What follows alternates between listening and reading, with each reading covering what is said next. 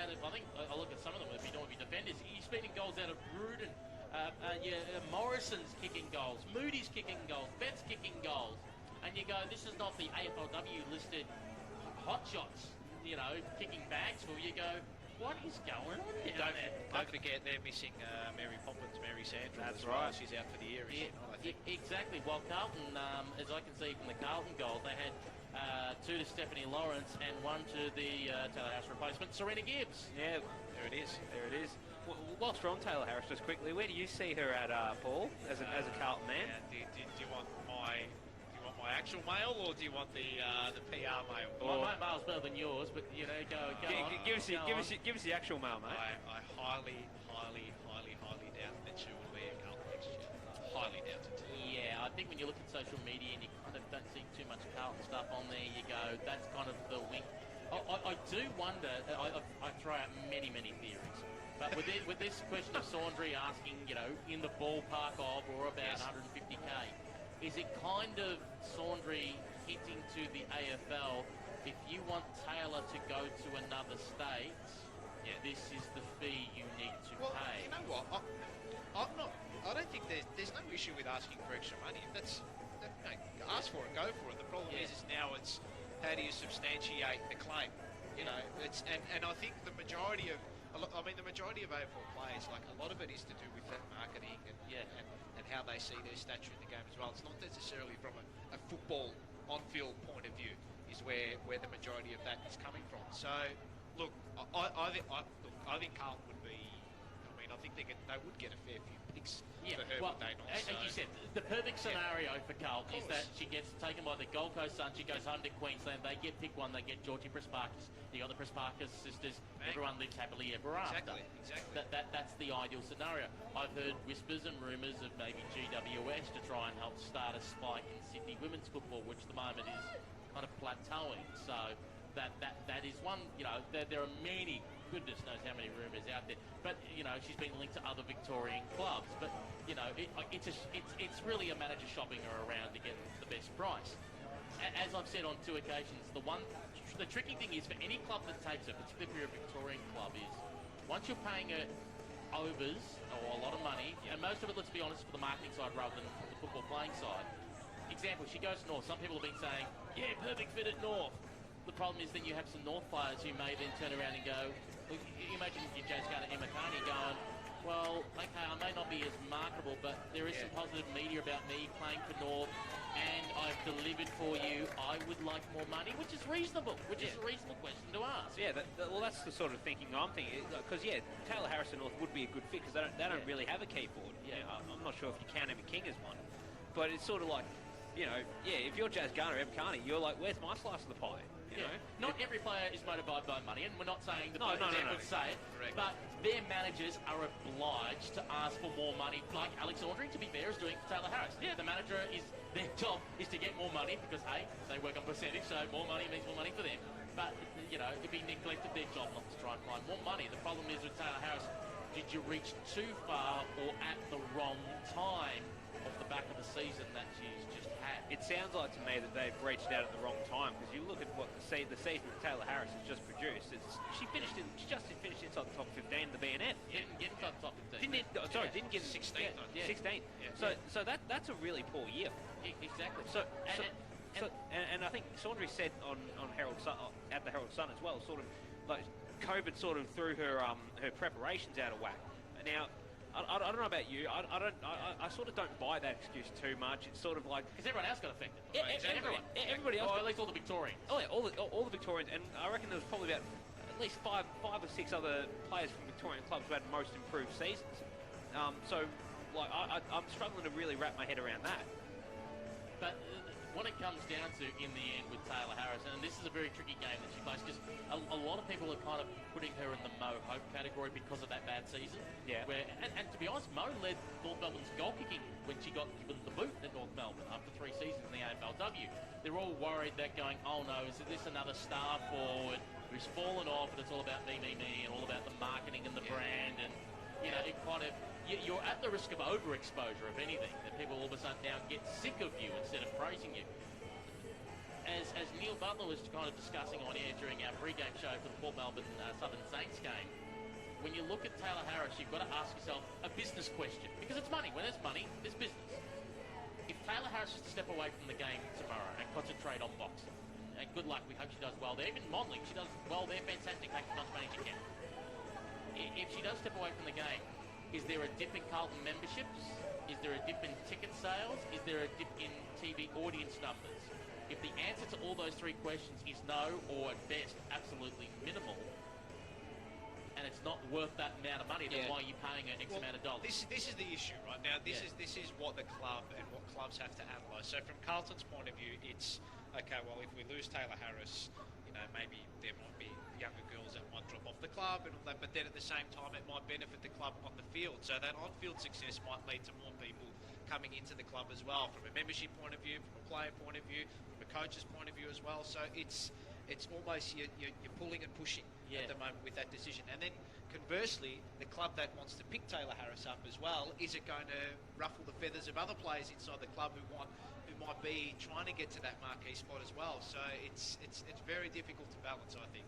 It seems like she's on the outer with the club. That's the male. Like it's not like, for example, a Bree Davey wanting to go, where it's a much loved player that's thinking about going, and there's a risk where as a club you want to hold on to it, because if that player goes, 3 or 4, even if they're not the best talent, at least mid-level players might say, well, I'm out the door too because she's out the door.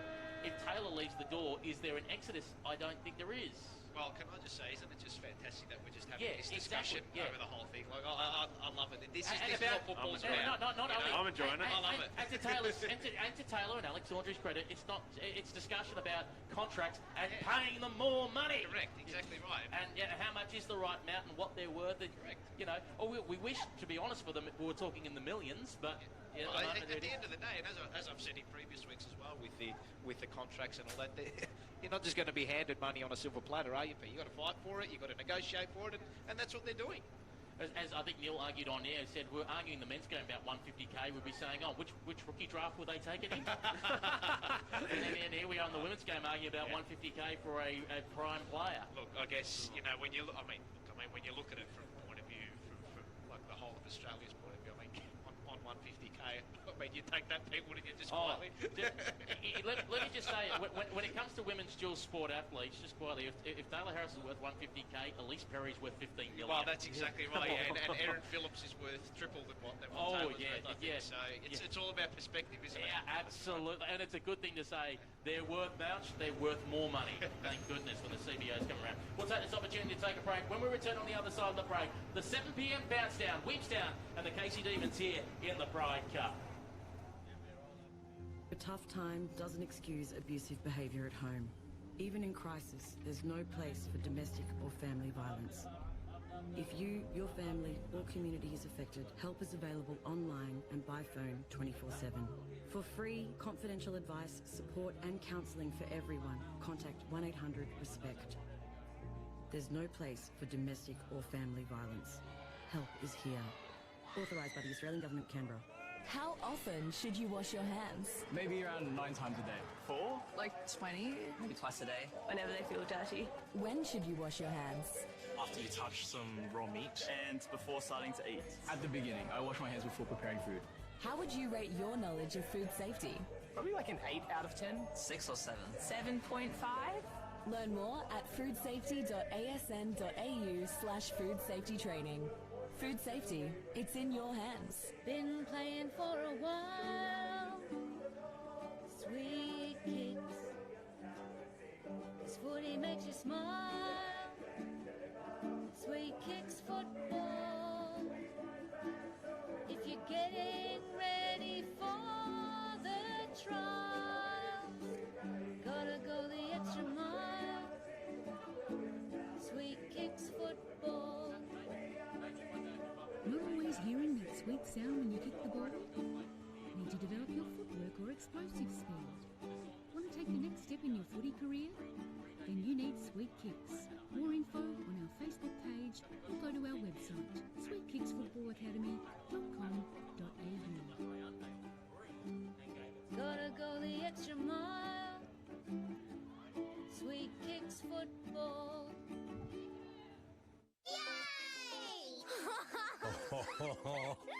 grandkids.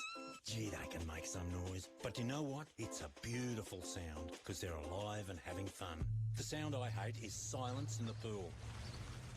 When a child drowns, you hear nothing. No splashing, no cries for help.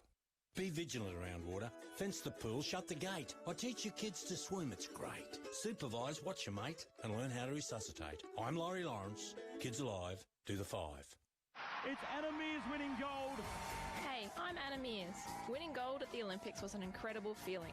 And having my biggest rival, who I'd just beaten, right up next to me and lift my hand in victory topped off an amazing moment. We'd had our fair share of clashes over the years, but in the end we both respected each other, and that's what really counts in sport. Be gracious in victory and in defeat. To keep your sport inclusive, safe and fair, go to playbytherules.net.au. Elder abuse can take many forms. Financial abuse is the most common. He said, Mum, I'll get the money for you. I gave him my card. He's my son. And then I got a call from the bank manager. I never expected this from my daughter. If I don't change my will, I can't see the grandkids again. For free confidential support, call 1-800-ELDER-HELP. That's 1-800-353-374. The average person spends 44 minutes a day thinking about food. At Oz Harvest, thinking about food is a full-time job because we're always looking for new ways to nourish our country and combat food waste and hunger. Every day, we rescue quality surplus food across Australia and deliver it to those who'd otherwise go hungry. And you can help. Every dollar donated to Oz Harvest can provide 2 meals to people in need. Visit ozharvest.org. Thought for food. No business wants to throw money away. But did you know sending resources to landfill can be more expensive than recycling them? Planet Ark's free business recycling service can kickstart your workplace recycling journey, help you find the right recycling solutions and give you a competitive edge. Join the 1 million Australians using business recycling to keep valuable resources in circulation. Visit businessrecycling.com.au. It's just good business. It's women's Aussie rules, they're doing what they love. They're fast, they're tough, don't mess with them, cause they can get rough. Are you ready for the challenge? Are you ready for the match? It's the call of the game, it's the VFL Women's Match of the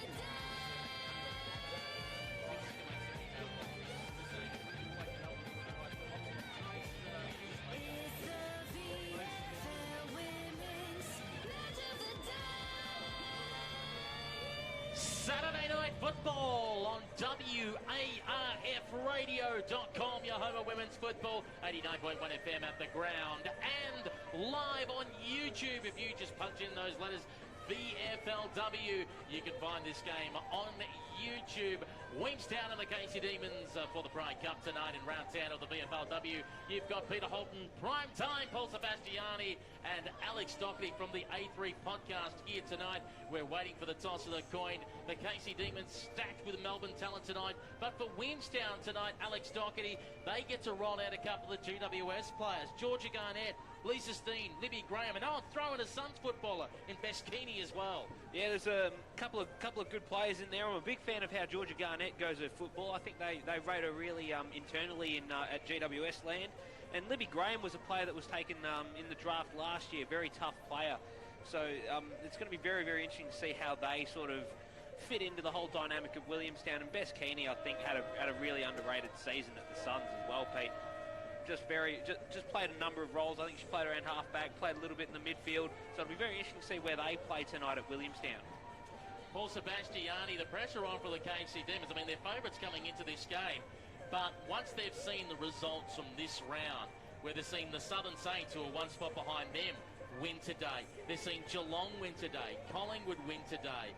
All of a sudden, it's like, well, we better get cracking if not only to stay in the top 6, but if we want to push for a top 2 spot, because all the sides around us, bar Port Melbourne today, winning. Yeah, well, momentum is a big thing, especially in such a short season as well. I think it's tough to. I think it's tough to sort of gain momentum in this competition too, because there's just so much chopping and changing of sides every week. So different players are in different sorts of form, and AFLW players coming in. I mean, it's going to be an intriguing run to the finals come the end of the year, Pete. For those joining us, those Melbourne players in today for the Casey Demons: Maddie Gay, Sarah Lampard, Libby Birch, Alyssa Bannon, Casey Ushut, the Sheriff, Jackie Parry, Megan Fitzsimmons, Shelley Heath. Oh, and by the way, Eden Zanker as well, just to give you nightmares. I tell you what, it's gonna give Penny Cula-Reid quite a lot of headaches tonight, especially Eden Zanker had a strong end of the year in the AFLW, playing more as a midfielder. And when you have a big-bodied midfielder like Eden Zanker, Paul, just running rampant across the stoppages and centre bounces, how are you going to try and stop it? Well, this is the thing too, and territory is such an important facet of this type of competition as well. The team who can win territory, keep the ball, the pocket inside their forward up, and win the clearances. I know you always make note of this when you come down to the games. It's the clearance work. The clearance work of the teams able to get that ball locked inside forward 50, just goes so far to winning games. Yeah, that's it. That's exactly it. It's very cliche, but games are definitely won and lost in the midfield, especially down in VFLW level, where they got to try and extract the footy right from the source, try and get it as direct as possible, and then sort of lock it in. And it's interesting. Williamstown's always known for being very breezy ground. You can barely feel anything. Trees are not moving; they're still. You can't feel a thing. It's a still night here. So, as we said, Pete, no excuses for either team. We're just about ready to get underway here at Downer Oval. The Pride Cup logo is on the ground here in the forward pocket at the grandstand end of the ground, or canteen end, which is just now open. Towards the city end is the scoreboard end. Players just about getting in position. Umpire says all is just about in readiness. And to get us underway, it's prime time, Paul Substantiating. So, Williamstown and Casey Demons. Gooden and Wimbanks to do battle in the ruck as the umpire tosses the ball up, and the tap down is won by Williamstown, but it's going to go the way of the Casey Demons. Coming through traffic was Zanker. She went one way, the other spun out of trouble with a don't argue. Got to kick up towards centre half forward. Demons go into attack first. They do well here. Little handball out was okay, and then they're going to go deep inside forward 50. Milford around the football, but going back with the flight and taking good mark was Jacqueline Parry, and she'll go back from about 30 metres out, slight angle. Really quick ball movement by the Casey Demons early, Alex. Started from the middle, and we called it from the start. Eden Zanker, what a terrific fend off, and great use of her body and strength in the clearances. It's resulted in a scoring opportunity here. Jackie Parry, very accurate shot for goal here. I'd back her in from here. So don't put the monster on her yet. So first shot of the game. Inside a minute, Parry, shot on its way. Is it going to make the distance? No, it's fisted through. Oh, it's going to be kicked off the ground. I think, is it a goal? I think it might be. It's all clear. So Williamstown defenders not able to rush that ball through, and the goal, I think, has been kicked by Maddie Gay. It has indeed. So the first of the night goes to the Casey Demons, and they are 1 straight 6. Williamstown yet to score. 2 minutes gone in this opening quarter, Alex. That is going to tear the hair out of Penny Cula-Reid. That was incredible. I think everybody gave up on the ball. They all thought it was over the line, and the only one that sort of was quick to pounce on it was Maddie Gay. And shit, what a tremendous season she's had at AFLW level. In the team, I think first time tonight, isn't she, Maddie Gay? And bang, straight into it. Straight into it. You'd love to see it. Second time, I know I definitely saw it against Port Melbourne a few weeks ago. As Wimbanks wins it down, going through the middle of the ground. Fitzsimmons wanted to get onto it. Umpire's blowing the whistle, says a free kick going the way here of the Casey Demons. Harris-Simiak with the football, decides to work it wide to the wing. It's knocked away from her and by Mel Nickus. Mel Nickus goes to pick up the football. Wild will hand pass, trying to find Loftus. Got rolled over. Going with her as buck, and everyone's going to jump on top of the football. We'll call for a ball up. Roundabout centre wing position, beach side of the ground here at Downer Oval. Just quietly, with these cool conditions, it wouldn't be wise to take a dip in this weather.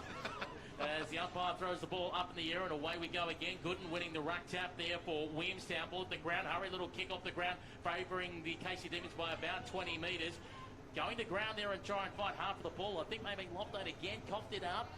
Now at the half-back, he almost copping it in. The back was Bess Keeney, who was over the top of the football, fighting hard for it. Emily Casey, that's Casey of Williamstown against Casey, just to confuse things. And the umpire will take the football back, and will call for a ball up right on the paint, 50 out from Casey's goal. Already got my head in a muddle, thanks. Here we go, at half forward for the Casey Demons. Ruck tap came towards the back, trying to win the football was Tripodi. She got a kick up towards half forward into the middle of the ground. there. Merritt was there, and she laid a great tackle on her opponent. Ball just coming out the side of the contest, fell the way there of Fitzsimon. She got to kick a high one towards the middle of the ground now. Now Williamstown went out, chasing the football, getting back here was Melnika. She got a little handball over the top, was okay, towards her target. That was good, and she thumps it up towards half forward. Ball falls out the back of the pack. Williamstown trying to lock this ball inside forward 50. Good tackle laid. Coming through to meet it there for the Demons there was Birch.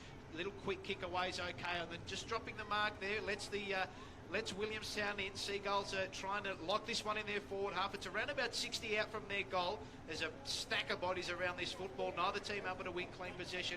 Throwing her body in there was Wimbags. Umpire's going to cross himself and will have a ball up. Round about 60 to 65 metres out from the Williamstown goal. Attacking towards this bay end of the ground here. They trail by one straight goal. About 4 minutes into this first term. Umpire raised the hand in the air. I think he's waiting for the football to come back. The player in the hand. There's a player in the hands of the trainers. I'm not quite sure who that is from here. Just out of distance from us. Can't see a number here either. I'll keep an eye on that. Thanks, Alex Doherty. And once she leaves the ground safely, the umpire will be able to get play underway again. Happened off the ball from us. So we'll reset at the half-forward flank here for Williamstown. On the air we go. Gooden crashed into Wimbanks. The umpire says because he didn't contest with the ball, it'll be Wimbanks' free kick. And she elects to play on. Goes on the right boot. Going towards the true centre half-back position. Finds Grace Bucket. How do you get the bucket on the Bucking bus? Moves it out towards the wing position on the far side of the ground. Putting her head over the football on that occasion was Keeney. Got besieged upon immediately. Spun around and around. After she gave it up, the Casey opponent, and the umpire says it's a free kick going the way of the Seagulls.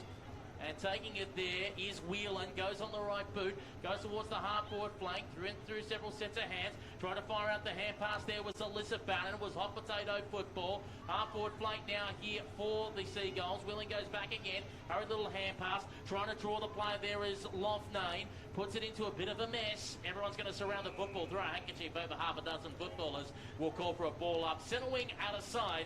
Casey Demons leading by a goal. Here is Alex Doherty. Well, that was Nicole Hales. That was helped off by the trainers on the ground. Looks like they're assessing her ankle, so doesn't look too good. She looks like she's in a bit of pain. And also very interesting to point out that Libby Graham's got the job on Imogen Milford. Alex Doherty on the special comments. We'll keep an eye on that injured Demon. So. And I think Talia Merritt was just feeling her shoulder then and just went down the race as we speak for Williamstown. A few casualties early in this one. Ball on the outer side here, centre wing. It is the Casey Demons who lead at 1-6. Winans and Gooden to do battle in the ruck. Falls away of the Demons. Is just paddling there in front of McDonald. She wasn't able to win clean possession, although they get it up towards half forward here, the Casey Demons. Picked up there well by Graham. She was tackled immediately. The umpire said holding the ball. And it'll be a free kick going the way of Casey. So, quick little kick inside. Not the best. Her target there was Zanka. She couldn't take the mark. Seagulls have got time to retreat, but Demons are let in here. Fumble there by Tripodi. Quick kick up towards full forward. Ball's going to fall out the back of the pack. It's trekking towards the boundary line. Milford tries to chase the football. She just overran it. Laid a good tackle on her opponent. Umpire said play on. And the boundary line is going to beat them, and we'll have it tossed in right next to the behind post. Casey 1-6. Williamstown yet to score. Ball locked deep inside forward 50 for the Demons. And it was Lawrence Solomon that saw it over and out as the umpire resets himself to throw it back into play. Spinning back in. It's going to land in the hot spot about 40 out from goal. Good in that front position. Whelan was calling for it. Ignored by her teammate in the hand pass. A little bit of a dribbler going to Loughnane, who had to give it off quickly while under pressure. Getting the kick away, Emily Casey for Williamstown. Kicks outside the paint 50 metres. Came off hand in a pack situation. Drawing the football was Webster. Went with a long hand pass over the top. Wanted Steen to try and run out of the football. Had to go back in for a second crack. It was successful. Got it to Georges. Georges now got it to a weaving footballer there who managed to get it towards the player in Georges again. She's followed up with the old 1-2 around the half-forward flank. She got barreled over though, coming in to lay the tackle there for the Casey Demons and tying them all up in the end. It was Shelley, and the umpire says I'll ask for the football back. Alex Doherty. Yeah, that was one too many handballs there by the Williamstown players, and it sort of stems back from, I think, Casey's defenders, they're kind of swarming in numbers at the moment and sort of creating that perceived pressure. So from the contest, little handball out the back there by Zanka, and ball here flicking around at half forward. The Seagulls do well to win possession. Trying to get a little handball out there was Georges. Ball in dispute here inside forward 50 for the Seagulls. have a ball up around about 40 to 45 metres out from their goal. They trail by one even goal. One straight, 6 Casey. Williamstown yet to score. So from the ball up, there's going to be a high free kick. It's going to go the way of Williamstown, and the free kick will go to Alana King. So she's probably a little bit too far out to score. Plenty of players inside forward 50. She's got a few leads. She ignores them at the moment.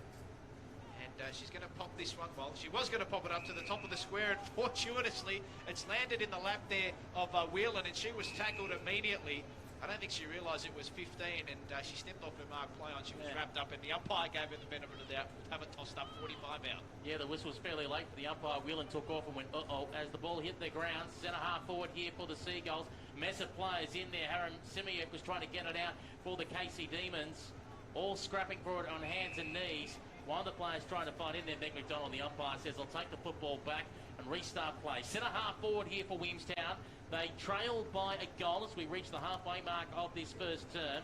Trying to get a hurried hand pass out of there was Lisa Steen. Kick around the corner for the Seagulls, bouncing close towards the boundary line forward pocket. Seeing it over in the end was Claire Ryan. On her hammer was Alison Brown. And we'll call for the ball back in and get some thoughts from the man from the A3 podcast, Alex Stoppages. Well, Casey started the game pretty well, on top of the clearances early, but I think Williamstown now, I think they're just slowly edging themselves back into this contest with just really rushed chaos ball sort of efforts. So ball falls out the back of the ruck contest there. It's in dispute again. There are bodies absolutely everywhere around this football at the moment. Neither team able to win clean possession. Ball flicks out the back of the stoppage. Good smother there by the Seagulls defender. Wrapping up in a really good tackle there was Fairchild. She was wrapped up and have a ball up just outside offensive 50 for the Seagulls. They trail by an even goal. We've gone just over 10 minutes in this first quarter from the ruck contest. Neither ruck really able to win a clean hit to advantage. Little handball out there by Heath. She sold her opponent up the creek though. Little handball out towards the outside of the contest, and a quick snap forward there by Sheriff. She gets it up towards centre wing. Milford just couldn't take clean possession of the football. Now the Seagulls are led in. Picking up the football there was Casey. She was wrapped up as soon as she got it. But there's going to be a free kick going the way of Casey. Illegal disposal. Yep, I think it was a throw there. So free kick, and they look to transfer play towards this outer side. It's a nice kick as well. Coming out to meet the football was Horn. She couldn't take clean possession. She was wrapped up really well. Holding the ball. Free kick going the way of the goals. Good defensive effort. And in the end, it's going to end up in the hands, I think it might be Lockdane out there, who goes with a short kick up towards the half-forward playing position and end up just dribbling forward and cleaning up the mess at the back was Alison Brown. Went for a hand pass to a teammate who got absolutely mown down. And the umpire says that's a free kick going the way there of the Seagulls. Now, I think it might be in the hands of the 22 and Claire Ryan. She finds herself around about 60 metres out from goal. Furthest point from our commentary position, which is in the forward pocket grandstand. Great spot to goal. Now goes long, but ball is intercepted by Brown, who decides to go for a switch of play towards defensive goal square. Managing to use Birch. Kicking up the line, finding Lampard. Couple of Melbourne AFLW listed footballers. Now down the central corridor with the kick. Had to be good, was trying to find Milford. Bounced off of her chest. Coming through for support was Harris Simiak. Couldn't quite get it out. Traffic jams of players. Emily Casey wanted to get in there for Williamstown. And the umpire says it's all locked up. We'll call for a ball up. Had a few moments there, Milford, where she's sort of been in that right position, just hasn't been able to take the clear mark. So be very interested to see whether or not that's the one-on-one that Libby Graham is giving her. So plenty of pressure around this contest, picked up there by the Seagulls by Baxter. She ran into a wall of trouble here. In and under there was Malnikas. She was wrapped up as well. Umpire crosses himself. We'll have another stoppage. Smack bang on centre wing here. It's the Casey Demons, 1 straight 6. Williamstown yet to score. Travelled just over 12 minutes in this first quarter. Ball flips out the back of the contest. In there for the Seagulls was Beatonweg Webster. She couldn't win clean possession again. Plenty of players around this football. Big tackle laid there by Harris Simiuk. And we'll have a ball up yet again right on the edge of the square. So 13 minutes gone in this first quarter. What do these teams have to do, Alex Stockfield, trying to win a clearance here? Just get the ball on the boot, Paul. And there's going to be, here we go. Now we get a free kick, and this will open up play a little bit more. It'll go to the Seagulls, and it'll go the way of Amy Whelan. And disposals last week for the Seagulls. Gets on the right boot. Goes out towards the half-forward flank on the beat side of the ground. Came off hands. Trying to get the way in there was Master. Trying to use the bigger body. Taken away here by Brown, who puts a hurry boot on the ball. Had to be good with the kick, and it turned out to be okay in the end. They're going to swing it back in. Shelley Heath wants to come back in board. That's a great hit. Oh, it's a beautiful kick. Managing to find the running player there in Kirkwood. Kirkwood manages to hit up Matty Gay. Gay on the right boot. Goes out towards the half-forward flank position towards a one-on-one. This is going to be a foot race here. It's Milford that's going to be going with it with Graham. And Graham turns Milford inside out. Then Milford hangs on to Graham. Umpire says, yeah, it's fair play on. We're out here on the half-forward flank. Birch won't have a crack here for the Casey Demons. Shovel out little handball close towards the boundary line. Finds the running Matty Gay, who put her on the right boot to try and centre it, but sliding on her knees. Gold Coast Suns footballer, Bess Keeney for the Seagulls. She gets it and switches to Amy Whelan. So I think it's Hoppy Trapani out there on this. That's 50. And that's a 50. And a 50, I think, encroaching on the mark here. It'll be, right. Yes, it'll be Ruby Trapani. Yeah. So I blame the ponytail covering part of the mouth. That was Milford trying to run around the back of Ruby Tripodi there. Just, you can't do that. That's too close to the mark. So Ruby Tripodi, so she's going to go up the line. It's not a bad kick. It's okay. Works out well. She finds her target, taking the mark there for the Seagulls, I believe. I think I'm not too sure who that was. Anyway, the play goes on. It's up towards half forward. The quick kick up towards half forward for the Seagulls, and we'll have a ball up here. So Seagulls have just been peppering around this sort of half-forward area, not able to get a shot towards goal again, but they are threatening from the ruck contest. Quick tap down by Gooden, didn't go towards her intended target. Ball up in dispute again, and we'll have yet another ball up. So I think it might have been Lockney there on the wing prior. I think she was the one who drove that ball up towards half-forward. So we'll have it tossed up around about 55 out from the Williamstown goal. And one out on that occasion by Master, who's debuting today for the Casey Demons out of the NAB League. Taken away, though, with a long hand pass by Lisa Steen, working wide here on the half-forward flank, the Seagulls. There's half a dozen around it as the fine hand pass came to Sullivan. Sullivan went towards the forward pocket, not much on here, and going to clean it up at the back is Libby Birch. She has some heat coming at her, but they managed to kick it away, the Demons, out towards the half-back flank, only for it to be intercepted. Sasha Long got onto it. That's called an intercept mark, Brian Taylor, by the way, if you're watching. Now kicking it, Sasha Long wants to go inside 50, went towards the pack. Jumping early for it was Birch. The ball hit the ground. Trying to chase after, and the rash was Paige Nash. Demons going close towards the boundary line here. Will go over and out 40 metres around from the left-hand point post, which shows the Casey Demons 1 straight 6. Williamstown no score. Alex Doherty. Well, this next few minutes are going to be big for Williamstown because they're getting enough inside 50 entries here, gentlemen. It's sort of just that next kick going deep. It's going to be it's the problem because I think credit to Casey. I think their defence is sort of really standing up at the moment. From the restart, again, the Rucks go at it. A swath of players around this one. Williamstown player under the ball there. I think it might have been Graham or Tripodi under that contest there. We're going to have yet another ball up here. Half forward flank, outer side. Ball tossed up right on the paint of 50. Big tap forward there by Matza. So ball flips out the front of the contest, although it is all Williamstown Seagulls here. Kick inside forward 50 by Sullivan. And it's around about 45 out from the Williamstown goal. They pick it up, snap up towards full forward. Birch was in there, just eluded her. Fell into the lap there of Nash. She couldn't get a shot away at goal, and now the Demons can clear. Good kick out. And they look to be out towards this broadcast side. They come up the middle now towards half forward. Gay is the target there at centre half forward for the Demons. She goes back in to assist her teammate, who was Bannon, who laid a good tackle here at half forward, right on the point of the square. We'll have it tossed up. Still Casey 1 straight 6. Williamstown yet to score. Alex Doherty, special comments. That was a good effort there from Matty Gay. She was caught about 2 metres behind the footy and just sort of had to make that contest and force the stoppage. That's really good footy. And I'm Peter Hopp with ordinary comments. Is it taken away clearly by Fitzsimmons? Was immediately smothered off her boot. Everyone wants to jump on the pill. The umpire circling finally blows the whistle and will call for a ball up. Last player on the top of that pack was Sasha Long. Player on the bottom of that pack was 20 and Tori Sneletsk. Umpire takes the football back between centre and centre half forward for the KC Demons. Gooden goes far into the ground as she went up for that contest. Trying to weave through there and get a hand pass out. I think might have been Horn there for the KC Demons. Brody under pressure, hand pass. Umpire says it's a throw, in his opinion. A throw against Sullivan, and it will be a free kick going the way of the KC Demons. I think it's Fairchild, Pete. As in front of us, should spot that. Redheads, easy to spot. Fairchild going towards the pocket. Spoil from behind, denied. Sullivan comes through. Defending this ball against Arasumiak now goes up towards the wing position, trying to get on the end of it and maybe dispossess Lampard close towards the boundary line. wanted to jump in there as Mel Nickus for Williamstown. Umpire calls out a free kick going the way of Williamstown. Quick little question, guys. Mel Nickus, she's from Diamond Creek. Who's the best ever Diamond Creek women's footballer? Chloe Malloy or Steph Chiocci? Give it to Chloe Malloy. No, I think Steph Chiocci just... I'm biased here, Mel. She'd kill me if I didn't say otherwise. I was just going to say, just quickly, I think Harris Simiuk just there in the inside 50 just stopped. Just had to keep attacking the footy. So from that resulting free kick here, ball works its way up towards centre half forward, and the umpire crosses himself. Not long to go in this first quarter, just under a minute now. Probably there's about 5 seconds to go, so neither team probably going to be able to get a score from the restart. Ball just bobbling around here at centre half forward. Again, neither team able to win clean possession. Little handball out, trying to work her way through was Tripodi. She got a kick forward. Zanka went in there for the Demons. And little flicking handball out. Zanka's going to chase that football down. She was besieged upon by a few Seagulls, and the ball in the middle. Good tackle laid by the Demons. And they look like they're going to go inside forward 50. No, great tackle laid by Nash.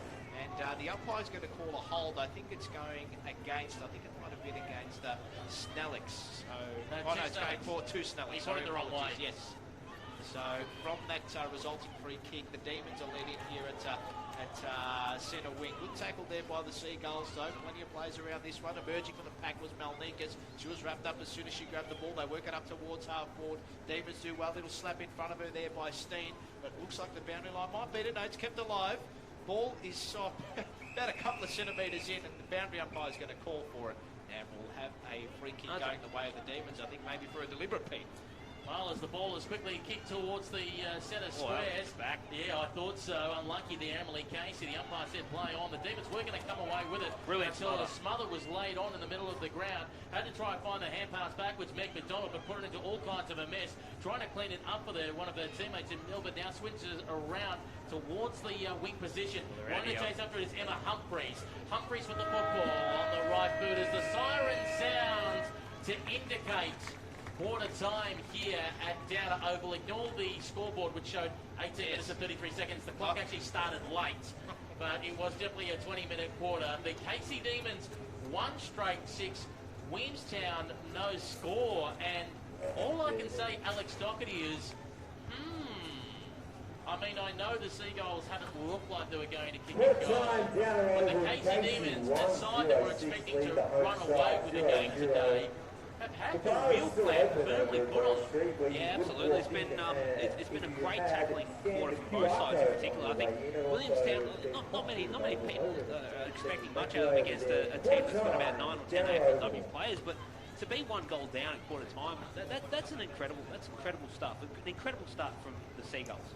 Absolutely. If they can get one early in this second quarter, Paul Substantiating, that would fire them up. Yeah, well, and you think about it too, like Casey's goal was actually quite fortuitous. Maddie Gay kicking it in the goal square when everyone just everyone just stopped. In the first 60 seconds. Everyone stopped, and Williamstown defensively I think have been absolutely fantastic.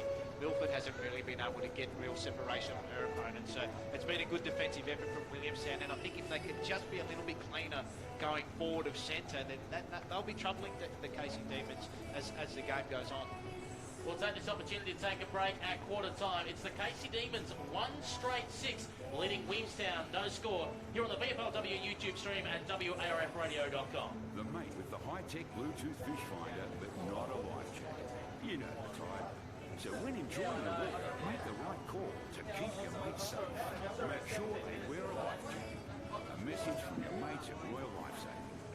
Draft Central is entering a new era, covering all the statements from the Vflw, SAMPLW, Wflw and Quafflw, as well as their primary focus, the NAB League girls. Draft Central has you covered when it comes to all you need to know about the future stars of the AFL women's.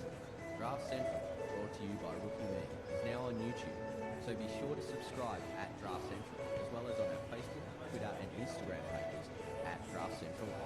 The Smith family have been helping disadvantaged Australian children for decades. Today we focus on helping children break the cycle of disadvantage by supporting them to get the most out of their education.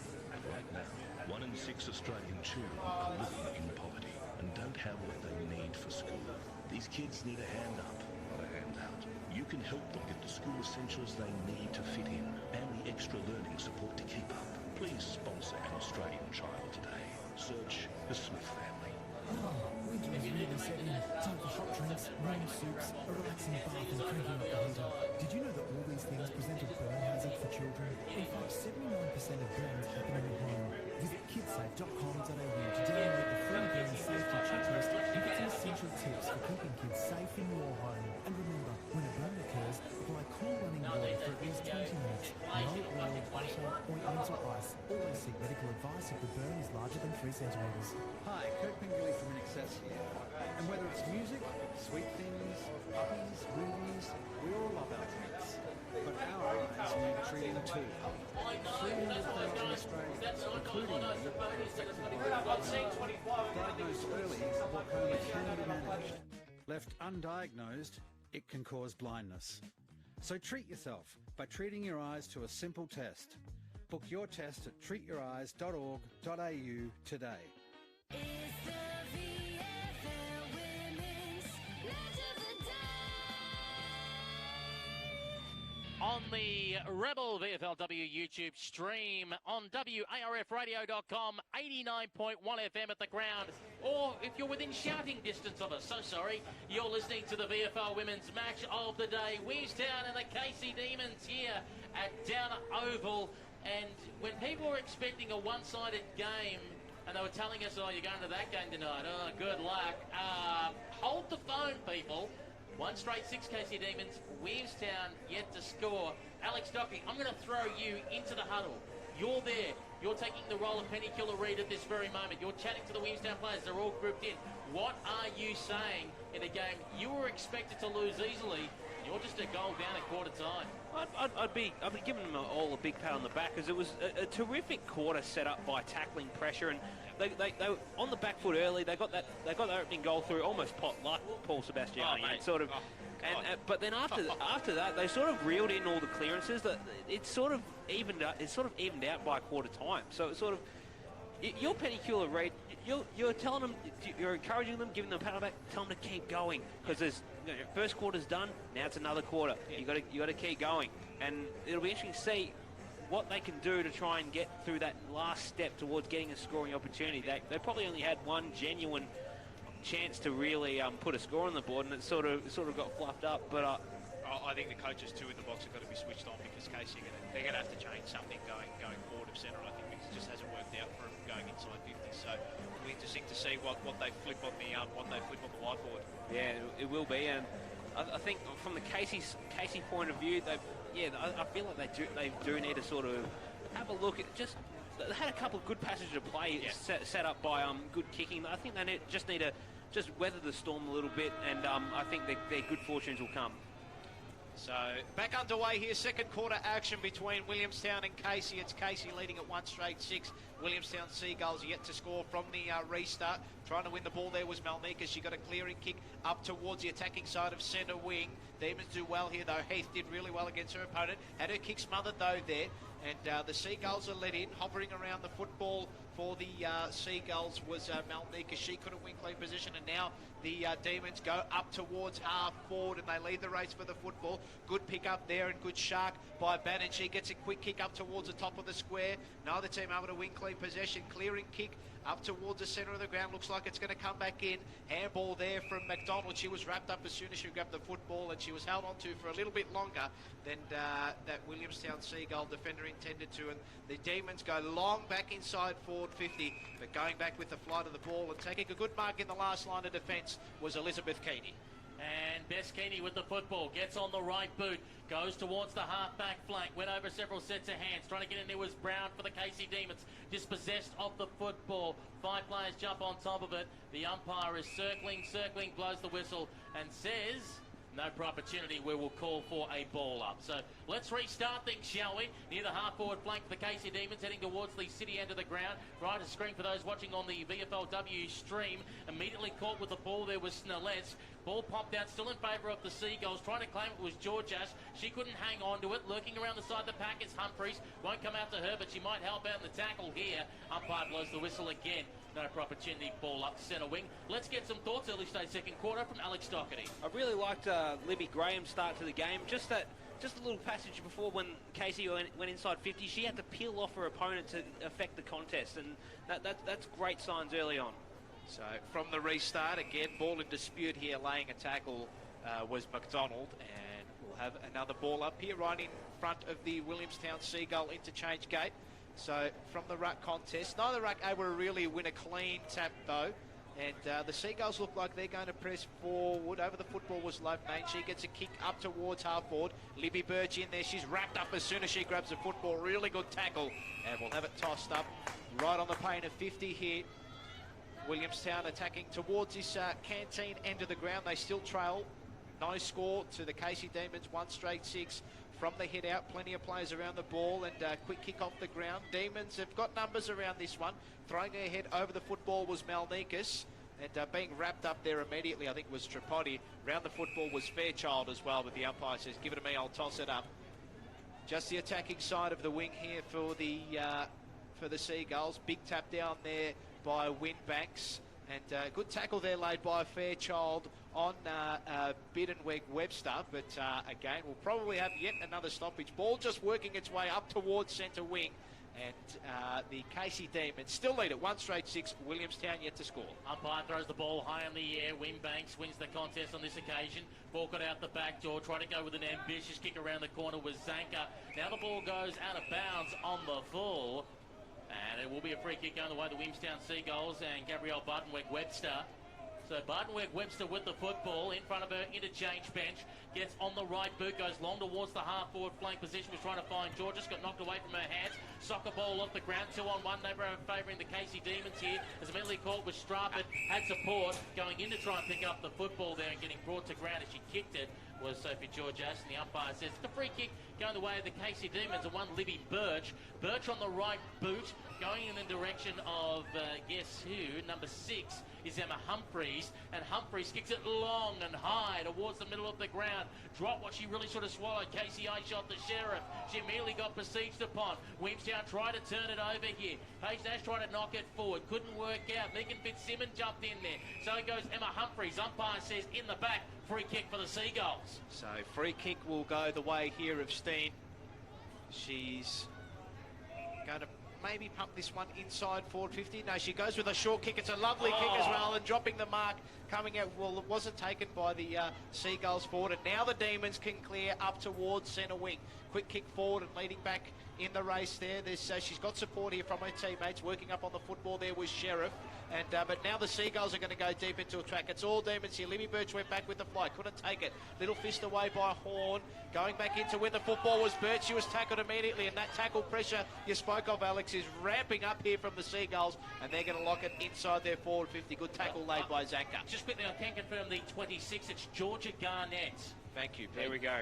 I just want to quickly say, I think another thing that's really working for Williamstown at the moment is they're getting repeat inside 50 opportunities. Yep, definitely. So a scoring opportunity is going to come sooner rather than later. Of course, we've got a couple of GWS players making their debut today for Williamstown. Garnett was originally listed as 41, but we can confirm now wearing the 26. Paige Nash has the football at centre half forward here.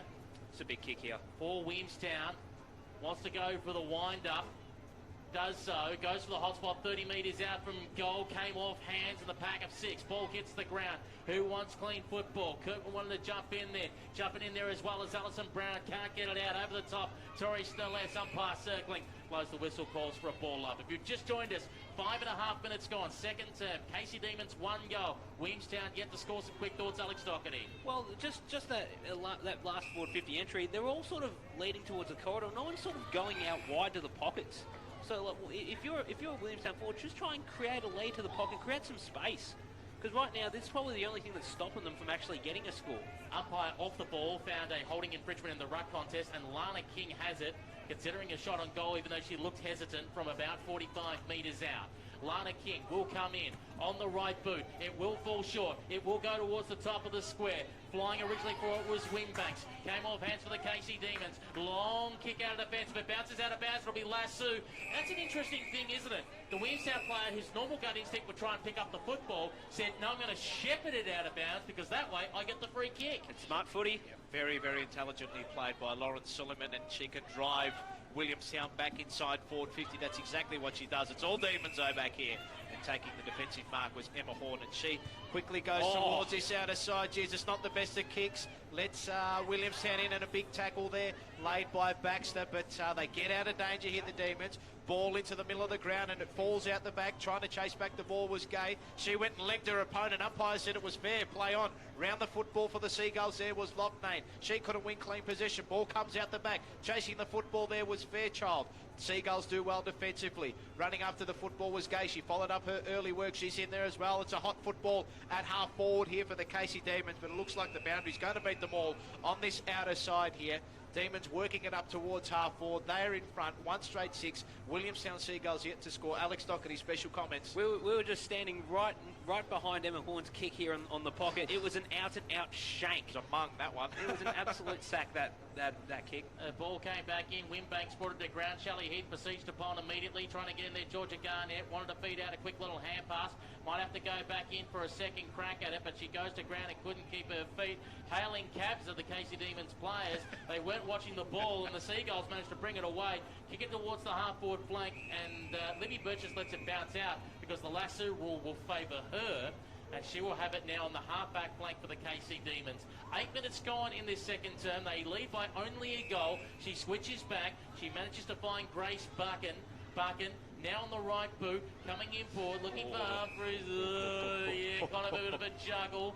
Made the coach's heartbeat jump and skip a beat there for a moment. Kicks up the line, just enough to be the required 15 in the hands of Kirkwood. So Kirkwood tries to transfer play into the middle of the ground, and it's gone through the hands of Nash. Ball falls out the back. Good tackle there laid by Madison Gay to stop her opponent from getting clear. Umpire crosses himself. We'll have a ball up just the attacking side of the centre square here for the Casey Demons. So, again, plenty of players around this football. A few one-on-ones inside forward 50 for the Demons. It's a congested contest at the moment from the ruck contest. Neither team out. I think there's going to be a throw here. It looked like it, yeah. Clear throw, so it'll go the way of the Seagulls. Taking the free kick will be Amy Whelan. And she goes quickly up the line, and it's a good kick. It's okay. Garnett had it fisted away from her, but Seagulls do okay. Little handball fell the way of Nash. She wheels and goes on that right boot. Burt sat under it, over her head. Couldn't get that fist away. Demons led in here. Big tackle there laid by Steen, I think it was. She did really well. Little handball out. Demons defenders doing okay. Winning the football there was Buck, and she was wrapped up as soon as she got the football. Humphries held without it, and the umpire's going to call the free kick to her. And it'll go the way of Casey Demons. A relieving free kick. The tackle pressure is relentless at the moment, Alex. Yeah, it's been good from both sides, and sort of, again, we're sort of stuck at that stalemate inside 50 for Williamstown. They just can't get that last kick that results in a scoring opportunity. Claire Ryan just before sort of just held the ball too long, almost gave away the free kick for holding the ball. Sheriff went down the central corridor, got it to Lampard, who elected to kick it off the ground. It dribbled inside 50. Momentarily having the football was Milford, got dispossessed of it. Quick little hand pass out here for the Casey Demons. They were looking for someone to get onto it, and the player that did get onto it in the end looked like it was Mick McDonald, who kicked it across the face. 1-2 bounces over the boundary line. Is it out of bounds on the full? No, it will be a throw in. 10 metres around from the right-hand point post. The Demons are attacking towards the city end of the ground, but they only lead by a goal halfway second quarter. So ball locked deep inside the forward 50 here for the Casey Demons from the ruck contest. Ball bobbling around here. There's plenty of players around this contest, as there have been all night at these stoppages. Umpire hovering. Ball bobbling out now. We're waiting for that ball up, and he eventually crosses himself. We'll have it tossed up round about 25 to 30 metres out from the Casey goal. Rucks go at it again. In there for the Demons was Fairchild. She's around the football. The Seagulls win now. That might be a throw, and I think it is. It's going to be a throw, and a free kick will go the way of the Demons. And I think the tackle there was laid by Kirkwood, so she'll have a shot on goal from around about 30 metres out, pretty much directly in front. And this is for Casey's second goal. I think the Demons just ramping up the pressure a little bit in this quarter. This will be a bit of a kicker here for Williamstown, because I feel like they've controlled a lot of the play in this quarter, and they just haven't been able to create the scoring opportunity. So this is a big kick here for Casey. So Kirkwood She's on the runway here, trots in, 30 metres out, kick on its way. Looks all right. I think it did, yeah. It looked like it was going out to the left, but it just faded back late. And it's gone through for the second goal of the game for the Casey Demons. They go to 2 straight 12. Williamstown probably a little bit unlucky yet to score, but the Demons class just shining through there, Alex. Yeah, that's exactly it. And I think a couple of players that are really standing out with their ball use by foot. I think Alexandra Kirkwood's definitely been one of them. Emma Humphrey's another one, ex-AFLW player, sort of really showcasing her class amongst the sort of, I guess, an inexperienced Williamstown side. So it's now at the point now where the challenge has been laid out. They've sort of got, Williamstown have got to find a way to try and get that ball, get a scoring opportunity inside 50. They've been in control of the clearances pretty much all quarter. Umpire back in the middle of the ground. Master won the contest down here for the Demons. Ball spelled out sideways. Humphreys went in almost with a head collision there. Going on to Steen for Williamstown. Now they work very wide. She realised when she kicked it to space, she went, uh-oh, I found the boundary line, which means lasso rule. Free kick going the way here of the Casey Demons. And number 5, Libby Birch. Birch on the right boot. It's a low kick, having to dive, almost a belly flop to get to it for Emma Humphreys. Humphreys elects to go with a hand pass because she heard her name calling, and it was Eden Zanka, and she goes long up the line for it to be intercepted, and taking the mark back there, the number 16, and Lisa Steen. And Steen elects to go up the line with the kick, looking for Garnett. 1-2 bites the cherry. Umpire said she copped it high over the shoulder anyway. Free kick. 2 goals to zip. Casey lead Williamstown, and in case you're listening on Wharf Radio thinking, is it bucketing down rain and blowing a gale as it always is at Williamstown? No, it's perfect conditions. It is indeed, and from that contest here at half forward, long kick out by McDonald towards her intended target, and that was Sheriff. She's got a paddock of space to walk into, and that's a lovely kick as well. Inside forward 50, I think the mark taken out there by Milford. She's been a little bit quiet, and she gets a lovely kick as well. They worked it really well up the ground. And I think, sorry, it was Kirkwood all the way out to Milford. So a swap there. Milford taking the mark at full forward after the kick from Kirkwood. And she'll go back to line up for the Demons third. Yeah, it started with that kick over to the wing to Casey Sheriff. And then that was sort of, is that class that you were mentioning just before, Paul? It's sort of starting to now sort of really separate the two sides. So it's a huge kick here for Casey. Kick here will keep them, put them 3 goals ahead. So Milford. She is the leading goal kicker in the VFLW this year with 15. Can she add to her tally? She won't with that kick. That is across the face of the umpire, doing a bit of work to follow that one. So the Demons go to 2-1-13. Williamstown yet to score. We've gone 14 and a quarter minutes in this second term. And the Williamstown player at the moment struggling to reach over the fence. Oh, finds the spare football. Thank you very much. And that trying to get it back was Ella Baxter. Baxter from defensive goal square goes for a run. Kicks it towards the half-back flank, beach side of the ground. Humphreys was waiting at the back if it cleared the pack. It didn't quite do so. Trying to weave her way through Steen. It gave it off quickly to a teammate. And Wheeland, who got spun around in a circle. Having to go in there and try and get the little hand pass out there was Emily Casey. But all of a sudden, the Casey Demons have an opportunity here on the angle. That's not bad at all from Meg McDonald. She gets it for the Casey Demons to extend their lead out to 19 points. 3-1-19, the Casey Demons. Williamstown, no score. 15 minutes gone, second term. Here's Alex Doherty. Well, that just comes off the back of good pressure from the kick out. Williamstown was just sort of kicking it to a pack and hoping for a bit of chaos ball. And I think it's just the strength in numbers from Casey at the moment. It's sort of, they were exerting their pressure a little bit at the start of the game with running in waves, and now they're starting to do it again, and it's going to get ugly if they can't find a way to sort of stop it. Safe to say they've found their structure, which they just didn't have in the first quarter. Yeah, it's all starting to click together now for Casey, and as you've said, Paul, it's the class that's starting to shine through now. It is indeed. So Matza from the ruck contest, she won possession of the football, flicked down little handball towards Lampard, and she got a kick after she was tackled though. So Lampard following up the work after she got a little handball out. She picks up the football, wrapped up immediately around it for the Demons was Bannon. She wasn't able to win possession. They go back inside forward 50 here. Seagulls are going to win out with the football, and they dash out towards halfback, kick into the middle of the ground, and coming out to meet it was Georgia. She was wrapped up as soon as she grabbed the football in the middle of the ground, and she's going to be done holding the ball. Stiff call. What more could she have done? Yeah. I think she was trying to. I think she was trying to dish it out anyway. Yeah, umpire would have probably argued no genuine attempt. So Brown with a kick up towards half forward. And Fairchild is in there for the Demons, laying a tackle. Plenty of players around this one.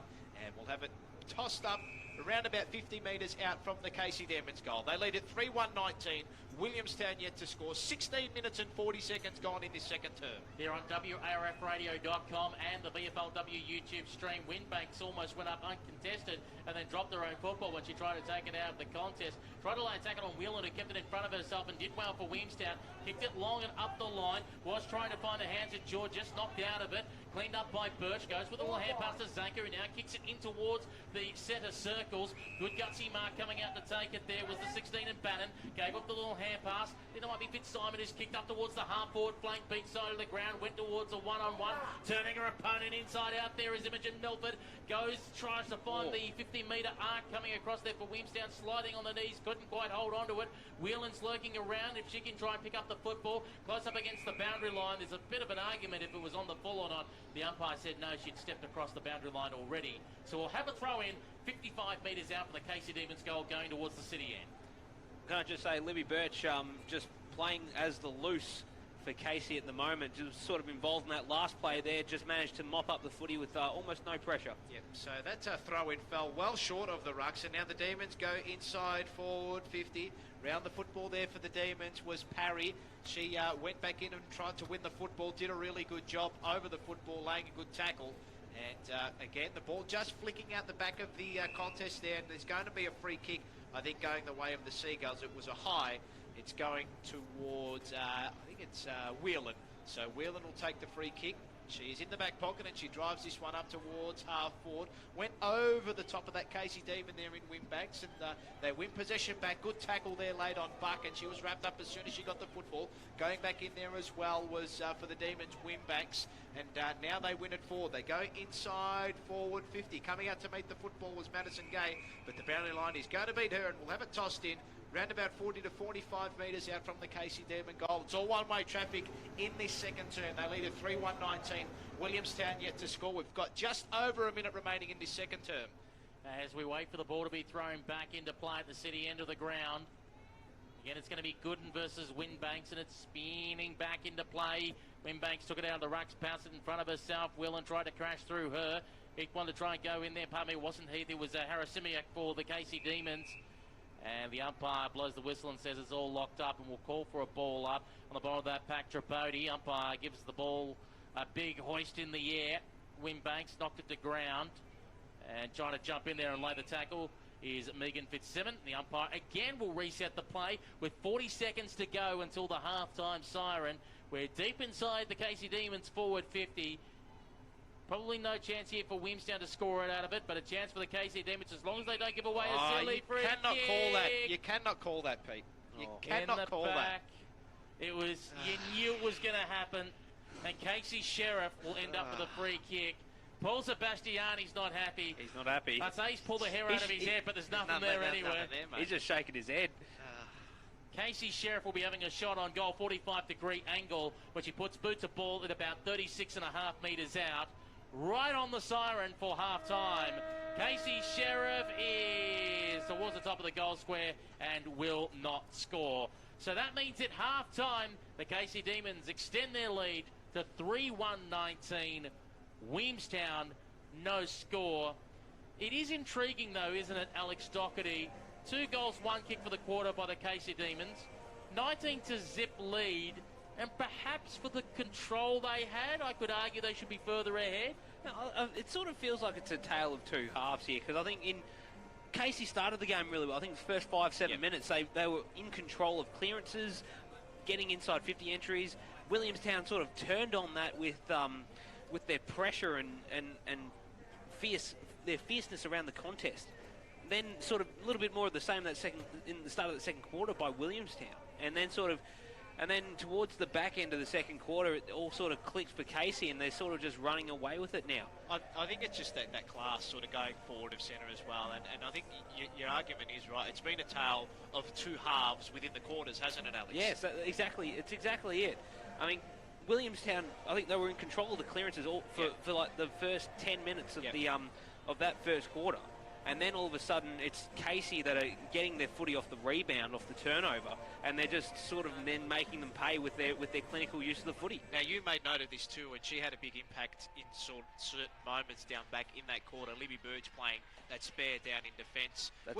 Did you notice that in that first quarter, or was that something they did in the second quarter, I think? I didn't make much notice of it in the first quarter, but because the Melbourne defence is pretty much closer to us, you get a good view of it.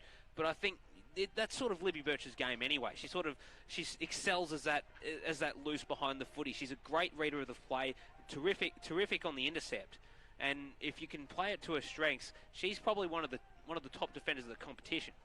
The only time Williamstown really looked like doing something was the drop mark by Georgia Garnett. Coach Killer, unfortunately. It was set up for her. It was perfect. It just bounced off the chest.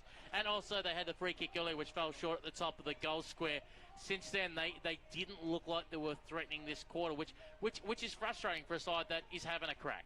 Exactly, and it sort of just stems back to what we were saying earlier in that second quarter. They're getting the ball towards the 50-metre line, and then when they get the footy, they're inside 50 entries. It just sort of breaks down. It might stem a little bit from the forwards. Like a couple of times, they're just leading towards the corridor. They need to be pushing wide. They sort of have to get some space. And it falls on the kickers as well. They've got to sort of kick into space and let the forwards run onto it. Because at the moment, it's just sort of kicking into a pack. And I know it's good conditions. It's good conditions. It sort of rained a little bit though, earlier in the day. It might sort of play to the favour of the defenders. You just got to kick it into space and hope they can run onto it. And as you said, the frustrating thing is Birch is that loose player who's able to mop up, then find Humphreys at half back, and then all of a sudden 2 easy kicks that are in the middle of the ground and away the Demons go again. That's exactly it. It stems back to the class that Paul was talking about before, and it's like they get it off half back. They try to run it through the corridor, or they run it through from half back to the middle of the ground. A couple of times they pulled that off really, really well. It's a bit of a problem for Penicula Reid at the halftime interval. We'll take this opportunity to take a break at half-time. It is the KC Demons 3-1-19, Williamstown no score. We'll be back after this. Draft Central is entering a new era, covering all the state leagues from the VFLW, SAMFLW, WFLW and QFLW, as well as their primary focus, the NAB League Girls. Draft Central has you covered when it comes to all you need to know about the future stars of the AFL Women's. Draft Central, brought to you by Rookie Me, is now on YouTube, so be sure to subscribe at Draft Central, as well as on our Facebook, Twitter and Instagram pages at Draft Central Oz. Been playing for a while, sweet kicks, 'cause footy makes you smile, Sweet Kicks football. If you're getting ready for the trials, gotta go the extra mile, Sweet Kicks football. Not always hearing that sweet sound when you kick the ball? Need to develop your footwork or explosive speed? Want to take the next step in your footy career? Then you need Sweet Kicks. More info on our Facebook page or go to our website, sweetkicksfootballacademy.com.au. Gotta go the extra mile, Sweet Kicks football. It's Anna Mears winning gold. Hey, I'm Anna Mears. Winning gold at the Olympics was an incredible feeling, and having my biggest rival, who I'd just beaten, right up next to me and lift my hand in victory, topped off an amazing moment. We'd had our fair share of clashes over the years, but in the end we both respected each other, and that's what really counts in sport. Be gracious in victory and in defeat. To keep your sport inclusive, safe and fair, go to playbytherules.net.au. We are the Australian Literacy and Numeracy Foundation, striving to empower our most marginalised communities through literacy and education. Literacy is having a voice. Literacy is opportunity. Literacy is dreaming big. Literacy is freedom. Today, you can help end inequality and give every child access to our life-changing and proven literacy programs. Your support is vital. Donate now at alnf.org. How often should you wash your hands? Maybe around 9 times a day. 4? Like 20? Maybe twice a day. Whenever they feel dirty. When should you wash your hands? After you touch some raw meat and before starting to eat. At the beginning, I wash my hands before preparing food. How would you rate your knowledge of food safety? Probably like an 8 out of 10. 6 or 7. 7.5? Learn more at foodsafety.asn.au/food safety training. Food safety, it's in your hands. If you've had something stolen, or if you've had property damaged, you need the police, not the sirens. If you've lost something or found something valuable, or if you want to register a party or let us know you're going away on holiday, you need the police, not the sirens. When you need the police, but not the sirens, you can now report these incidents online at police.vic.gov.au or call 131 444. Authorised by the Victorian Government, Melbourne. There are plenty of classic hits radio stations, but this is where GoRadio.live is different. We unashamedly select the best music from our chosen era. We develop programs that provide the music with minimal interruption. For many hours of the day, you won't hear any announcers, just great music and the occasional station ID. We let the music play through until the end, no crossfades and no announcers talking over the start and end of tracks. We think you're going to love GoRadio.live, radio as it should be. Check it out at www.goradio.live or download the free app from Google Play or the App Store. I was lucky that when I picked up the phone that day to call my best friend, that he answered. Despite almost every Australian knowing someone who has been affected by suicide, we still don't talk about it. Lifeline Australia's new podcast, Holding On to Hope, shares stories of survivors and the connections made to find the hope to keep living. Because when we talk about suicide, we realise our capacity to support those around us. Holding On to Hope. lifeline.org.au/podcast. Hi, Kirk Pengilly from In Excess here. And whether it's music, sweet things, puppies, movies, we all love our treats. But our eyes need treating too. 300,000 Australians, including me, are affected by glaucoma. Diagnosed early, glaucoma can be managed. Left undiagnosed, it can cause blindness. So treat yourself by treating your eyes to a simple test. Book your test at treatyoureyes.org.au today.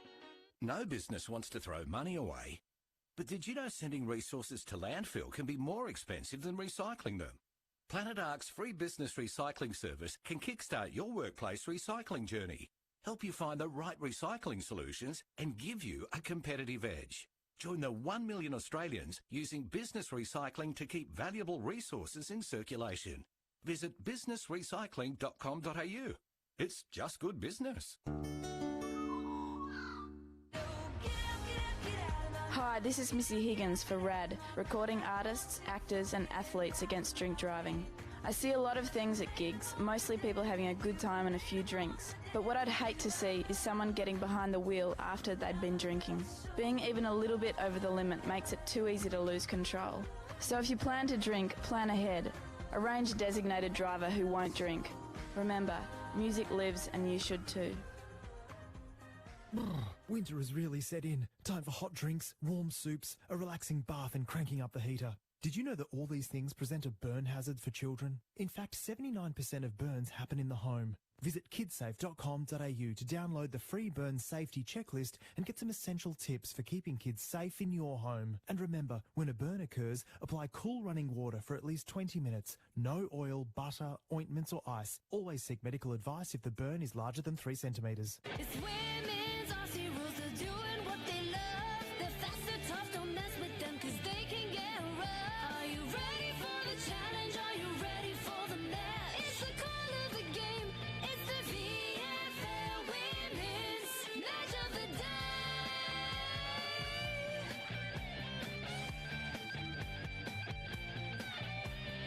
It's the VFL Women's Match of the Day. Indeed it is the VFL AFL Women's Match the Day, or should we say Match the Night, a bit of Saturday Night Fever here at Downer Oval in Williamstown for the Pride Cup game. This is Vflw round 10, and Williamstown yet to score. Casey Demons 3-1-19 at half-time. Goal kickers for the Casey Demons, it's singles to Gay, McDonald and Kirkwood. And naturally, of course, no goal kickers at the moment for the Williamstown Seagulls. Plenty of AFLW talent tonight running around from Melbourne for the Casey Demons, and also players from GWS and the Gold Coast Suns are running around for the Williamstown Seagulls. In commentary tonight, you've got Peter Holden, Primetime Paul Substantiating and Alex Doherty from the A3 podcast.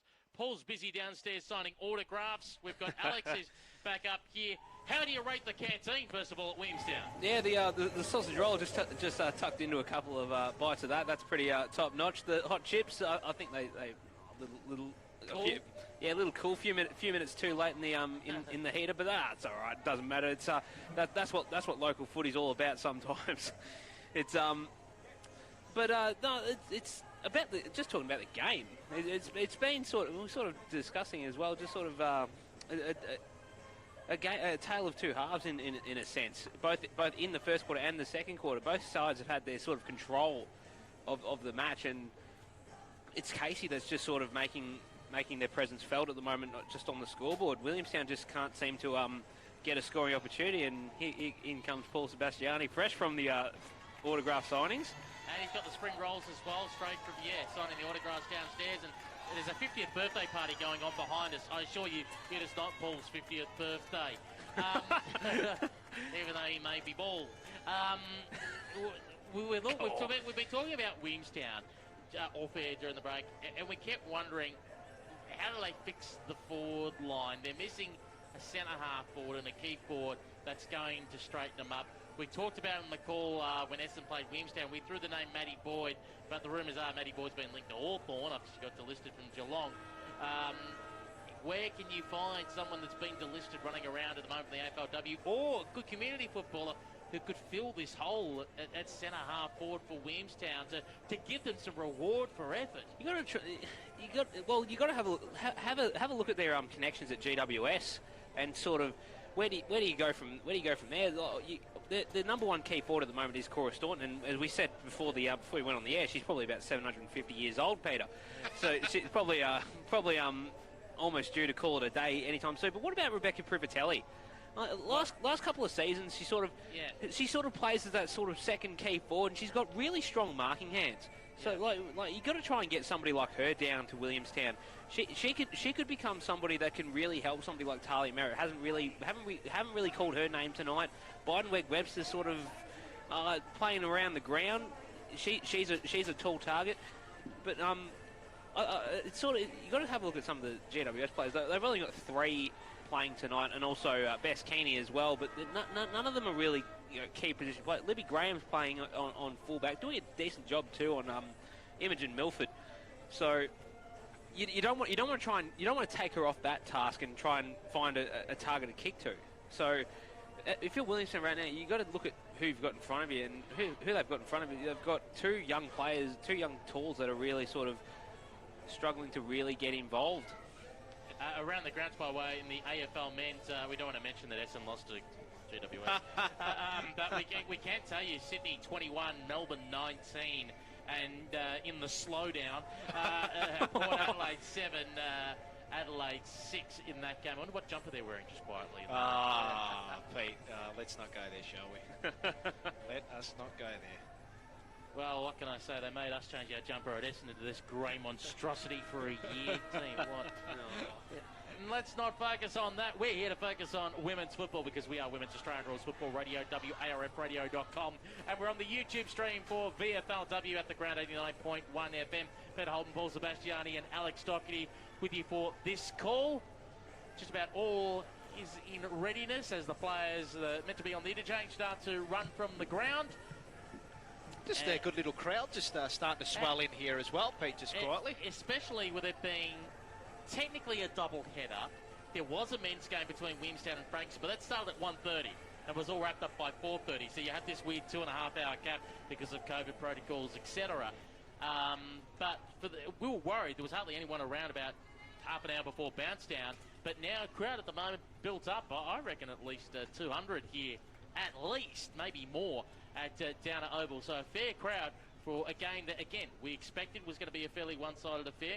Casey lead 19-0. Williamstown are having a crack. Who knows what happened in this third term? But Paul Substantiating will get you underway. Here we go. So second half action underway here, and from the restart, Matza won the tap out there, and she's going to follow up her ruck work and dish out. A little handball was okay. Found its way into the lap of Zanka. She got a little quick snap up towards centre half forward. Bannon went one way, then the other, then just dropped the football. Got a little handball out towards Fitzsimmons. She couldn't win clean possession of the ball. Seagull defenders around this one. Ball flicks out the back of the contest. Little handball out around the football there was Gay. She's hovering around the contest as a couple of Seagulls there lay a big tackle on a Casey opponent. I think that was Lampard, who was wrapped up underneath that, and we'll have another stoppage here. It'll be Matza again against Gooden. Matza with the tap down. Plenty of players over this football here. Again, that sort of rugby sort of maul continues as it had in the first half, and the umpire crosses himself again. How many stoppages do you reckon we've had, Alex? More than I can count. Paul, I'd also dare say as many stoppages, more stoppages than I've had hot dinners. Ball goes up in the air. Gooden wins the tap down for Williamstown. Got the ball over the top, but it was cleaned up by the Casey Demons, and they were heading in the general direction of Bannon, but the ball was punched away from her. Still to their advantage, though, in the forward pocket. Snap around the no way! Oh! How is that goal? It was lazy as well. It was like, I'm just going for a bit of a Sunday stroll. I might just have a kick around the corner. And a beautiful one for the Casey Demons. Put them out to 4-1-25. Williamstown no score. Minute and a half gone in this third term. I think it was that Harasimiuk who kicked that, Alex? I think it was a number 7 for Casey. I think it was Pete. So what a fantastic snap. That was that was just nonchalant on the boot. Easy as you like. It's I should just mention, by the way, quickly, for those at home that actually get the clean vision on the camera, I actually have a pole in front of me towards the goal end of the ground. So I'm trying to duck my head around the pole to find out who kicked that. From the restart, Gooden just barging her way through the centre. She gets a quick kick up towards the top of the square. Big pack of players form. Out the back there for the Seagulls was Ryan, but there's going to be a free kick going the way of the Demons. Quick little kick out towards this outer side. Handball over the top. Demons can get away here, and they go up towards half-back. Kick in front of the intended target. And looks like the mark here will be paid to Sheriff. She's on the outer side here at half-back, and she comes inside. It's a risky kick, but it's okay.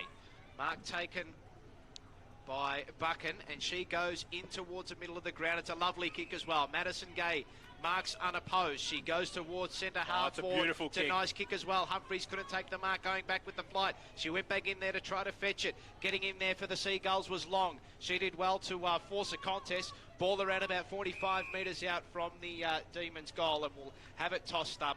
The Demons lead at 4-1-25. Seagulls yet to score. Alex Doherty. That should have been a scoring opportunity to Emma Humphries. That was brilliant passage of play, utilising the corridor. Emma Humphries getting on the back burner, and the brilliant kick from Maddie Gay as well, kicking into space. That should have been another scoring opportunity to Casey. From the restart, Maddie Gay was smashed into the turf as she won possession, but Matza in the ruck again against Gooden. Neither ruck able to really win a clean tap, and Gay was in there, but bursting out of the stoppage there was Stein, and she got a little handball to her intended target. That was Strafford. She kicked it up the wing, and it was a good mark taken by Nash. She's on true centre wing. Now she goes quickly with a little kick out towards Stein, and it's just over the boundary line and out of play. Poor kick, and the resulting free kick will go the way of Libby Birch. I can tell you that other goal kicker earlier was Casey Sheriff, not Harasimiuk. I went to the replay. I went back on YouTube and managed to get that confirmation as the ball is kicked long over the head there. I think Sheriff was running the jump of the football on that occasion. Waiting back here for Williamstown, and whipping around the back is Libby Graham. Graham's kick not all that flash though. Straight down the throat of the number 18 and Meg McDonald. McDonald draws the player towards her, has to go backwards to go forwards, if that makes sense. Teams up with Libby Birch. Libby Birch wants to move it sideways. One's out here. Going to Brown. Brown wants to go for a run, says, I've got a player on here. Let's get cracking. I want Kirkwood out there on that side of the ground, who kicks it up the line, was trying to put it in the direction of Bannon. Bumped off the ball, the crucial moment. Had to go back in there for a second crack. Williamstown player had it momentarily, got wrapped up and put into the turf. The umpire says there is no pro opportunity, and we'll call for a ball up. The player handing it back to the umpire. Being a little worse for wear was the number 12 and Mel Nickus. Going up in the ruck, Winbacks run it down again. Master was there for support, didn't need her. Kicks it long towards centre half forward, getting on the end of it. Good mark. Taken there by the 19 and Jackie Parry, who goes in the Humphreys direction, went over her head, had to try and go get it, being worn like a cheek suit. Oh, Humphrey still managing to go, but then got dispossessed of the ball at the crucial moment. Jumping in for support is Fitzsimmons. Holds the ball up. The umpire says ball up 45 metres out from goal. So Casey in attack again here. Just Humphreys getting out the back and just not being able to take those marks. Now Williamstown from the stoppage. They go towards this outer side. Biden-Webb-Webster, she gets a kick up towards King. Couldn't take it. She's Biden-Webb-Webster went back in there and provided support, but the throw is going to go against the Seagulls, and it'll be a free kick going the way of Casey. So at centre wing here, they come inside. Libby Birch taking the mark unopposed. So she calls for someone to come towards her, and that player was Bannon. She couldn't take clean possession, went back in to try to win the football. Out of the stoppage there was Malnikas, and a little handball over the top, and they fish it out towards this outer side here, Casey. They've got a 2-on-1. Little handball over the top was okay to Bannon. She went back to her target. They do well here, though, the Seagulls. Snellex did really well to force a contest. Ball on this outer side here, half forward for the Seagulls. It's a hot football, but the Demons end up with it. Clean possession. Up towards half forward. Kick up towards Milford. Just went over her head. Now the Seagulls. Good tackle there. Laid on Suleiman. She was wrapped up immediately, though. Seagulls by hand. They transfer it out towards half back. They look like they're going to clear it, though. Trying to win the football back for the Demons was Milford. She's putting her opponent under a huge amount of pressure. Milford did really well there to cause the turnover. Now the Demons are let in. Plenty of players around this football. Over the football for the Seagulls was Casey. She's wrapped up by Milford and will have it tossed up. Round about 45 out from the Casey goal. They lead at 4-1-25. Williamstown yet to score. Alex Doherty. That was the outstanding pressure there from Imogen Milford. It was almost like a 2-on-1 situation there, and sort of almost had no right for her to really break even in that contest, because they had the spare Williamstown tried to provide the shepherd, and just exerted her strength to just try and get past her. Tripodi sees the ball over the boundary line and out of bounds, and therefore will call for a ball in. 55 metres out from the Casey goal, 25 plays zip. The Demons leading the Seagulls, 7 minutes gone, third term. Zanka, got a player on a hammock, gives off the hand pass. Interesting kick off the side of the boots. Towards the arc, 50 metres out from goal, going in to pick up her own football. There is Emily Casey, who was Gone. Gone. Free kick going the way of Maddie Gay. Madison Gay with the football. She is 55 out. The umpire play on. Sold the candy. Maddie Gay goes for the goal square. Long kick. Good spoil from behind when it was trying to find Bannon. Bannon taps it along the ground. Tries to find her teammate. Couldn't get it to Milford. Ball still alive with Bannon. Trying to go off the side of the boot. Immediately smothered off her boot by Suleiman. Wanted to jump in. There is Mel Nickers. Couldn't get it out. Everyone comes in for a group hug. The umpire says, can I get in too? Feel the love. Why not? It's Pride Cup night. 4-1-25 Casey Demons. Williamstown get the score. So from the restart, deep inside the Casey Demons forward 50. Winning the ball was Haris Simiuk. She was wrapped up as soon as she got the ball. And the Casey Demons forwards lay a big tackle in there, McDonald. And it's holding the ball. Geez, that is... Well, they say, Pete, you don't have to be dead to be stiff. That is very, very stiff. Unlike the chips that Alex got from the canteen that was red hot. So it will be Zanka to take the resulting free kick, I believe. Yeah, she's about, I'd say, 30 metres out, 35 metres out. You could not get any more directly in front than this. She's a good rooster of the footy, Eden Zanka, so expect her to get the distance. Here we go. Mark it down. Oh, Peter says mark it down. The lads have declared it. I haven't declared anything. On the runway, and this is going well out towards the right-hand side of goal and through for one behind. I didn't necessarily say mark it down for a goal. Casey Demons, 4-2-26. Williamstown yet to score. We've got 8 minutes or 9 minutes into this second half. Tackling pressure's improved here from Casey in this third quarter. Already four tackles inside 50 that I've counted at least. I'm not the official champion data stats man. I'm just trying to write down what I see here. Bess Keeney went long out of defence in towards a pack situation. Demons sent it back from whence it came. Looking for 1-2 punch. The Cherry Milford couldn't quite hang on to it. Zanka goes in there as well. Ball on the deck as they scrap for it. The Casey Demons close towards the boundary line. Bess Keeney wants to see the boundary. The umpire says it's over and out. We'll call for a ball in 25 metres around from the right-hand point post. Starting to rain too. It is indeed, yeah. Little light drizzle here over Downer Oval at the moment. Didn't leave the top down on the car, did you, Paul? No, I didn't. No convertible for me, mate. Just the Ford sedan as the umpire tosses it back into play. Demons deep inside forward 50. Suleiman couldn't win clean possession of the football. Around the footy for the Demons was Zanka having that earlier shot on goal that went across the face. And the umpire crosses himself. Will do it all again about 35 metres out from the Demon goal. They lead at 4-2-26. Williamstown yet to score in this game. Just over 10 minutes gone in this third term from the ruck contest. Trying to barge her way through was Tripodi. Couldn't win clean possession, but they get it outside defensive 50 here, the Seagulls. In hot pursuit of the football was Georges. She couldn't win it, and a big tackle laid there by the Demons. I think it was Madison Gay who thumped her opponent into the turf, and will have it tossed up around about 60 to 55 metres out from the Casey goal. They lead it by 26 points. As the ball goes high in the air, trying to do the ruck work there for Williamstown was King. Seagulls want to clear it off their own half-back line. Suleiman under all kinds of pressure, dispossessed of the football. Now one-step kick, trying to get it out of the back 50 arc. Had it there, Bannon knocked out of her hands.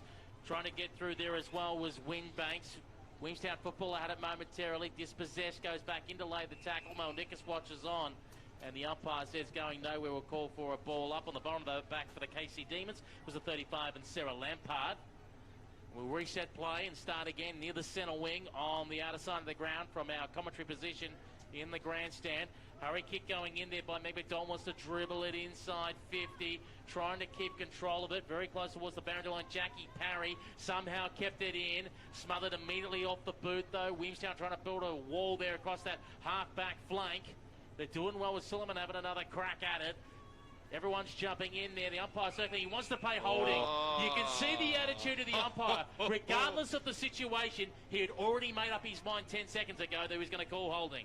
Been very trigger happy tonight, the umpires. So little handball out towards Fairchild. She went out towards Madison Gay, still inside forward 50. Snap towards a goal square, and the mark is being taken by Harris Simiuk. She juggled that one. Really tight angle here. She's about 30 metres out from goal. This would require her best. Still that little light drizzle here, Alex Doherty, at the moment. Yeah, it's gonna be. If it's already tough for Williamstown to come back, it's going to be even tougher to even just get a score on the board. It's camped inside Casey's forward half. So Harris Simiuk here, that's going to be off hands and through for a minor score. So the Casey Demons 4-3-27. Williamstown yet to score in this game. 12 minutes 15 seconds gone in this third quarter. I'll tell you what, one player that's I think's really lifted in this third quarter is Maddie Gay. She's getting her hands on the footy a lot, trying to make things work, and winning contested ball at will. Intercept mark here taken by Grace Buchan, and Buchan sends it back inside 50. Came off hands. Plenty of Williamstown defenders, but can they communicate and get it out? As Harris Simiuk went in there again for the Casey Demons. They're fighting and scrapping hard as Emily Casey ducked herself in there. I think getting wrapped up there, I think, is Maddie Gay by two Williamstown players. The umpire says, I'll take the football back, please. We'll ball it up 30 metres out to the Casey Demons goal.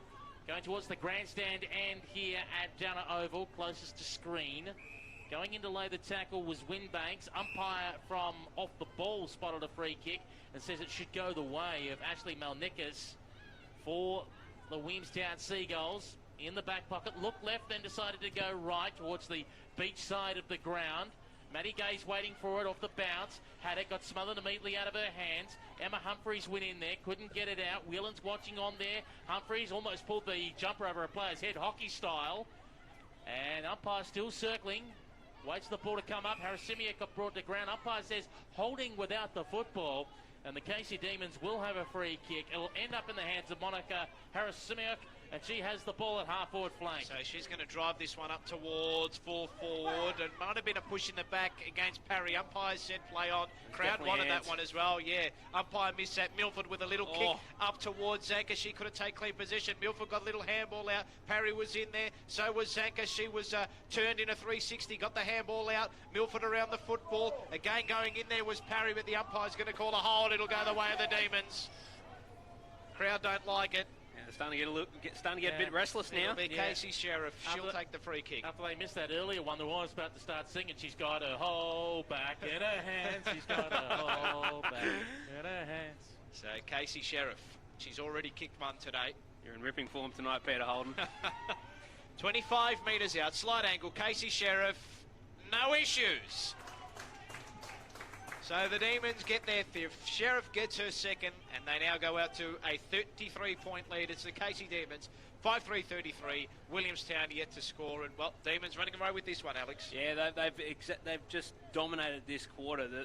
I reckon if we were talking percentages, it's probably about 95% inside Casey's forward half. It's just the tackling pressure's on. They're getting repeat inside 50 entries, and they're just now starting to get players running on the outside, and I don't think Williamstown are actually catching them. And Maddie Gay, she's just been a ball magnet this quarter, hasn't she? She's turned it on. I think quite a few players that are starting to really turn it on. I've sort of liked, I think Buchan's been pretty prominent this quarter. I think Milford's been proving to be a target. Eden Zanker's playing a little bit out of the square now. I think she's starting to really exert. They're all starting to exert dominance. I'm still in disbelief that Grace Buchan is not an AFLW list. She is a quality footballer and been consistent game in, game out, as umpire blows the whistle and says, I'll take the football back, please. On the bottom of the pack, there was Megan Fitzsimmons. I think there's a few VFLW listed players that can find themselves on an AFLW list, not just next year, but in the future. Ball still in another pack situation. Umpire will blow the whistle and call for a ball up. I was shocked after reading Lucy Watkins' article online about Georgia Nansko, and I knew Georgia didn't go for the 2019 draft, went for the 2020 draft, and no one picked her up. And you go, you kidding me? That's criminal. An elite athlete who won a club best in Ferris in the VFLW. Some recruiters need their heads checked as the ball is kicked quickly away for the Williamstown Seagulls by Loughnane in towards the centre of the ground. Bouncing football. Getting on the end of it is Libby Birch, but she's got to put the hammer down. As she does, she ran away from two Seagulls. Went for Harris Simioff. She was pulled from behind by Emily Casey. Spinning around there, Gay couldn't pick up the football. Ball hit the deck. Everyone jumps in. Umpire says too high. Put her head back on her neck, please. And that will be a free kick going the way of the Seagulls. Half back flank beach side of the ground. Getting up there was Loughnane, who says, what? It's my free kick?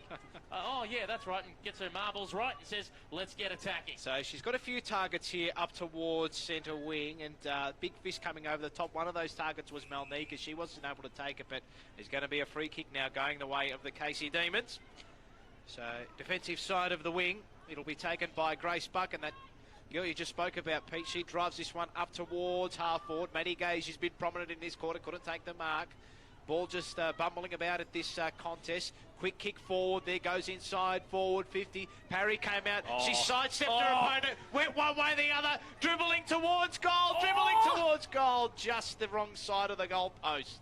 And it goes through for one behind, bit of an anticlimax there. The Demons now trek along to 5-4-34. Williamstown yet to score. Alex Doherty. That was brilliant stuff from Jackie Parry. I think she read the ball before the defender did and just got on the end of it. That should have been rewarded a goal. It's sort of just sheer brilliance from Jackie Parry. Bess Keeney takes the mark. Back pocket. Right in front of our broadcast position on WRFradio.com. Kicks it up the line. Came off hands. Whelan's one-step kick. Looking, I think, for Biden-Webb-Webster, who's got it and goes for a run. Gabriella Biden-Webb-Webster fluffed the bouncer. Birch bumped her off the football. Very unlucky. Humphreys cleans up the mess there with a hand pass. Birch calls for it in the centre circles. Gives off another running handball. Now they kick it up the line. He's got it. Gets it on the right boot for the Demons. Play on advantage. I thought I heard a whistle in the background. Demons go long inside their forward 50. Cleaned up there by Bess Kenny. Was under pressure. Trying to get a hurried hand pass away. Backs it there for support. She got bowled over in the process. I think Birch has followed the ball up the ground. She goes in to lay a tackle on her opponent. Somehow it didn't go out of bounds. Everyone now jumps on the pill. Umpire has no choice but to call for it back. 45 metres out from goal, Alex Doherty. Boundary umpire was in a perfect position there just to make sure the ball kept in play. Really liked how Biden-Webb-Webster tried to take the game on there just before. They needed something, Williamstown. We sort of talked about it at the halftime break, Peter. It might cost them the other way around, but they just need something. So from the restart, Humphreys over the football here for the Demons.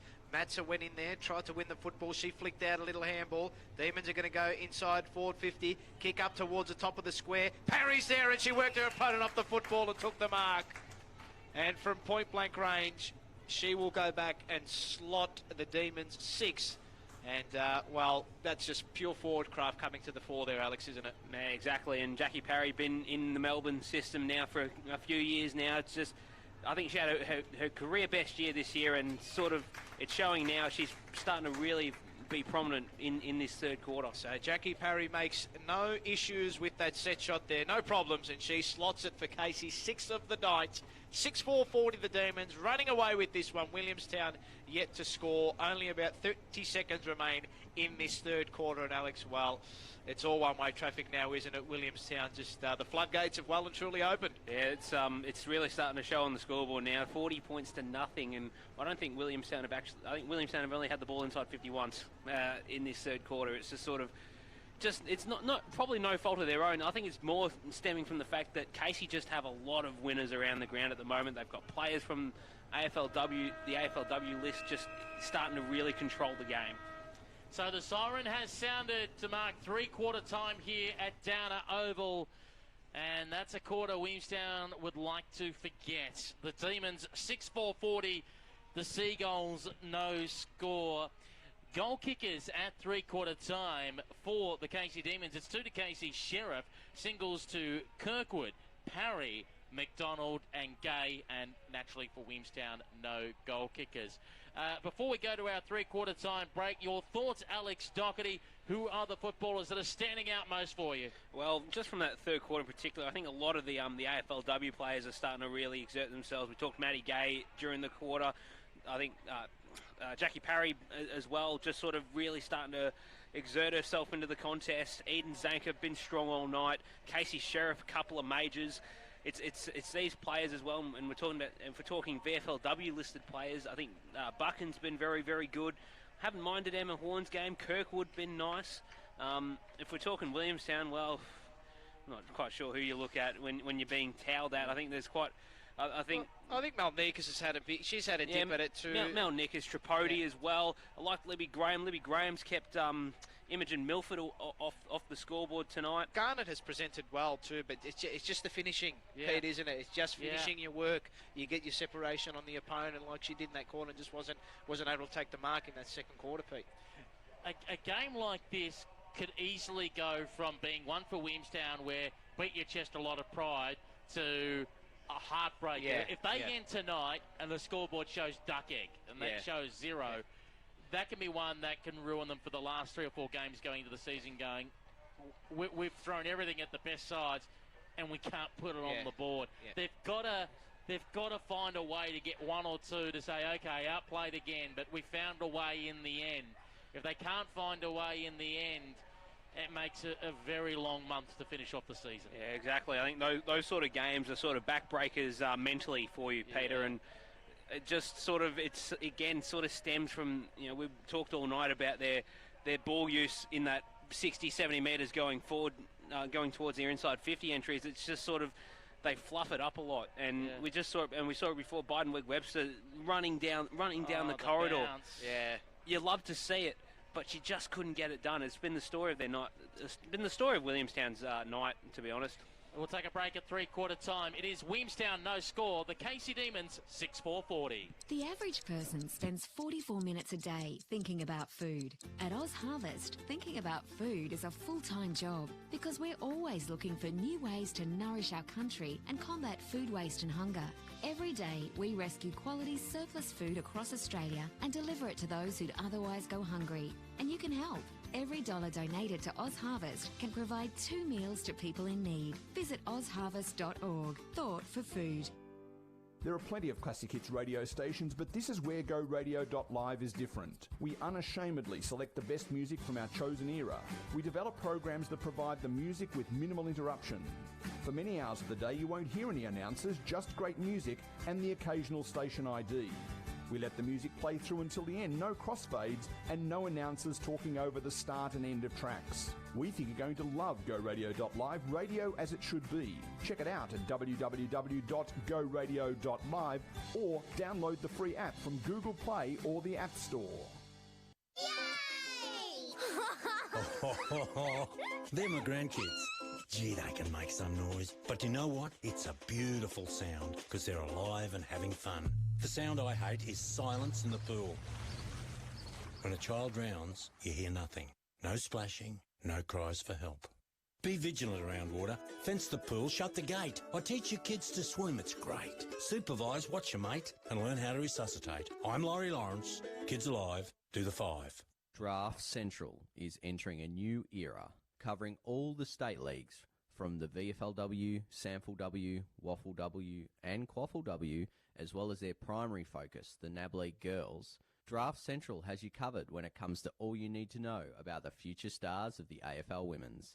Draft Central, brought to you by Rookie Me, is now on YouTube, so be sure to subscribe at Draft Central, as well as on our Facebook, Twitter and Instagram pages at Draft Central Oz.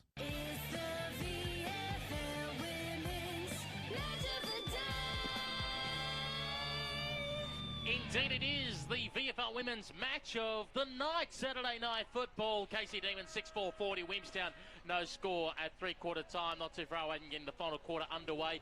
Just a little plug for WARFradio.com. Your home for women's football. We bring you 2 games next week. Primetime Paul Substantiating. We will be at Northport Oval 10 a.m. Saturday morning. Get this game. Port Melbourne Collingwood first versus third. I reckon I might put my hand up for that one, Pete. You might have to lock me in. I'll be up early. I know I'm a Friday night specialist. I know there'll be a few fighting for that spot, so we'll see how you go. Let's see the track and see your form.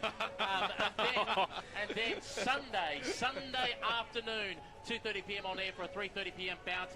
Hawthorn versus North Melbourne. Some interesting finals ramifications from that game. Hawthorn North Melbourne next Sunday on WARF Radio. To get us underway, though, for the final quarter, here's Paul Sebastiani. So, Matza in the ruck against King. She's had a great debut, has Matza. She's been fantastic, but looks like we're going to have a secondary stoppage here to get us underway in this fourth quarter. So, Matza, she was held in the ruck contest. Umpire, I don't think, saw it. Malnikas in there over the football for the Seagulls. She's wrapped up as soon as she grabbed the football. Umpire hovering again, and he rushes in, and we'll have a third ball up. We haven't even had a centre clearance yet. Alex Doherty. Looks like Malnikas is getting the run with job on Eden Zanker to start this fourth quarter, so that'll be a very interesting development as we progress. Matza won the ruck contest, did well, got it out towards the wing on the broadcast side. Fairchild kicked it around the corner towards the half-forward flank position. Milford got a little bit of a nudge in the back, if you don't mind. The umpire said it was fair and play on the nudge coming from Ella Baxter. KC Demons, though, intercepted and sent it towards their their forward pocket. Trying to turn her inside out is Jackie Parry. Parry tries to square it up, and how good is that? That is class when you go from one Melbourne footballer to another. Maddie Gay taking the mark. She'll be lining up for goal from about 35 to 40 metres out on a slight angle. Some thoughts from Alex Doherty. Just very good composure again from Jackie Parry. That's just the class of an AFLW player, just stepping to the fore and just sort of had that extra second to look inside, and you had Maddie Gay. It was a very good option. Maddie Gay originally out of the St Kilda Sharks as she comes in, kicking towards the city end of the ground. Gay gives it a ride. It's close to the post, but it sneaks in. Gay gets it for the KC Demons, and they go out to 7-4-46. Williamstown no score. Nearly 2 minutes gone here on the final term. WARFradio.com and the VFLW YouTube stream. Once again from the A3 podcast. There's plenty of plugs. Here's Alex Doherty. Always appreciating a good plug, Peter, but again, not the start that Williamstown are looking for. Sort of thinking, if you're Penny Cula-Reid, what do? You sort of switch the magnets around and or whatnot? But it's a bit more of the same. They're just sort of controlling the stoppages, controlling the clearances, and it's going to get really ugly, I reckon. Matza, a beautiful tap down there as well, and now they go up towards half forward here, do the Demons. This Seagulls defence now under a huge amount of pressure. Over the football was Hara Simiuk. Ball works its way inside forward 50. They do okay here, the Seagulls. Comes out towards half back, but winning the football there for the Demons was Zanker again, and she was dispossessed. Ball going towards the boundary. Humphries just pushing her opponent over the boundary line, and we'll have it tossed in the attacking side of the wing for the KC Demons, who lead at 6. I think they've struggled to update this scoreboard, Pete. It's 7-4-46 to the Williamstown Seagulls, yet to score. 3 minutes gone in this last quarter. Matza in the ruck. I think the scoreboard people have gone home. They're done. I can't blame them as the umpire is circling. He will blow the whistle now, call for a ball up. You're thinking he was going to pay for holding, but no, he does not agree. They've been very hot on that tonight, Peter. As the umpire sets itself again, Matza doing the ruck work versus King, put it down the throat there of a player in Fitzsimmons, but the umpire said it was pushed at the same time, so Grace Matza, you can have a free kick. Of course, she's making her debut today, originally from the Gippsland Power, the NAB League girls competition. Had someone calling the other side for Alexa play on. Matza gets going on the left boot, goes long towards the top of the goal square. Now the hot spot as the ball's bounced around 30 metres out from goal. Madison Gay was one of those who had it originally and it popped out of her hands. Her teammate got it and got immediately pulled into the ground. And the umpire says, I'll ask for the football back, please. Laying the tackle there was Bess Keeney. So reset play, 30 metres out from the Casey Demons goal, city end of the ground. High in the air it goes. Punching it there is Matza again, winning the contest. Madison Gay did the roving work. Madison Gay with the snap. Madison Gay with the goal. That extends the lead here for the Casey Demons. They now go to 8 goals, 4-52. Scoreboard attendant, wake up. Williamstown, no score. 4 minutes gone here in the final quarter. How's that from Matty Gay? It's just sort of that's just that again. That's that AFLW class. It's these midfielders that are getting their first hands on the footy now. They're just giving Williamstown almost a free lesson in how to win the footy from the clearances. That's 4 clearances now already, and we've probably gone 4.5 minutes. Maddie Gay has been absolutely enormous in this second half, and I think it's all too on the back of Grace Matza. Her rucking has been unbelievable tonight on debut, and she goes up in the ruck again, and she wins that tap down again. Not being able to win the ball was McDonald. Seagulls are going to win this one out of the middle. Whelan with a kick up towards half forward. Libby Birch dropped what she should have taken. Ball fumbles out in front of her. Good tackle there laid by Long. Might have got in Libby Birch's back. No, umpire said it was legal. Plenty of players fly around this football as well. It just comes out the contest now. And now the Seagulls can maybe go inside forward 50. No, big tackle laid by Zanka. And the umpire crosses himself, says I'll ball it up around about 60 to 65 metres out from the Williamstown goal. They trail 8-4-52. Williamstown yet to score. Zanka up in the ruck again. Sorry, that was Matza up in the ruck again. And again, Williamstown with a little handball over the top. Tackle laid by Gay. Matza went in there, sharked that little handball out, and now they go forward. Zanka with the handball out towards Lampard, and now she goes towards centre wing. Gay leading the chase for the football. She goes in. Milford was in there as well for the Demons. Plenty of players around this football. Gay hovering around the back of the contest as well. Neither team able to win clean possession, but the Seagulls clear it up towards half forward. Ball flips out the back. Can they get a chance at a score? Ball goes deep inside forward 50. Tripodi in hot pursuit of the football. She's going to try to get her opponent and tackle her, but running away from the full-back position there. Little handball back, it's okay. And now with a long clearing kick for the Demons was Alison Brown, and she gets it up towards his centre wing position. And can Bonnewick-Webster run onto it? No, belly flop into the ground, lost control of it. Mel Nick has got someone all over her. Ball popped out momentarily. Copping one accidentally high on the way through is Steen. Didn't get a free kick, umpire missed it.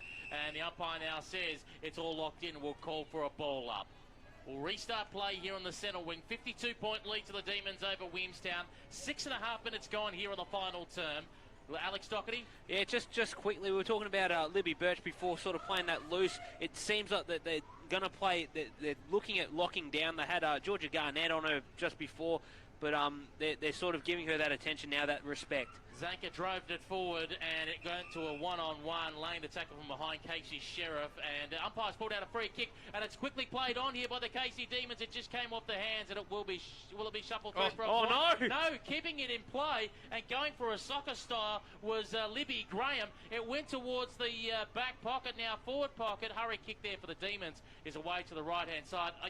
I thought if I was her, you could probably get away with shepherding it through. Yeah, but definitely. Yeah. Nonetheless, it almost copped up a goal. 8-5-53, the Demons. Williamstown, no score, 7.5 minutes gone. Final term. Had to try and disguise the ball over. I mean, that sort of stuff.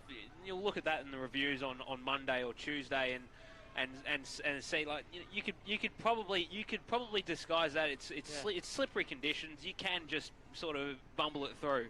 So, from the kick out from fullback, the Demons win the football back. Little handball over the top, found its way to Sheriff, and she drove this kick up towards full forward. Ball flips out the pack. Quick little kick off the ground. It's gone through. I think it's Jackie Parry who's managed to kick that ball off the ground. Looks like it.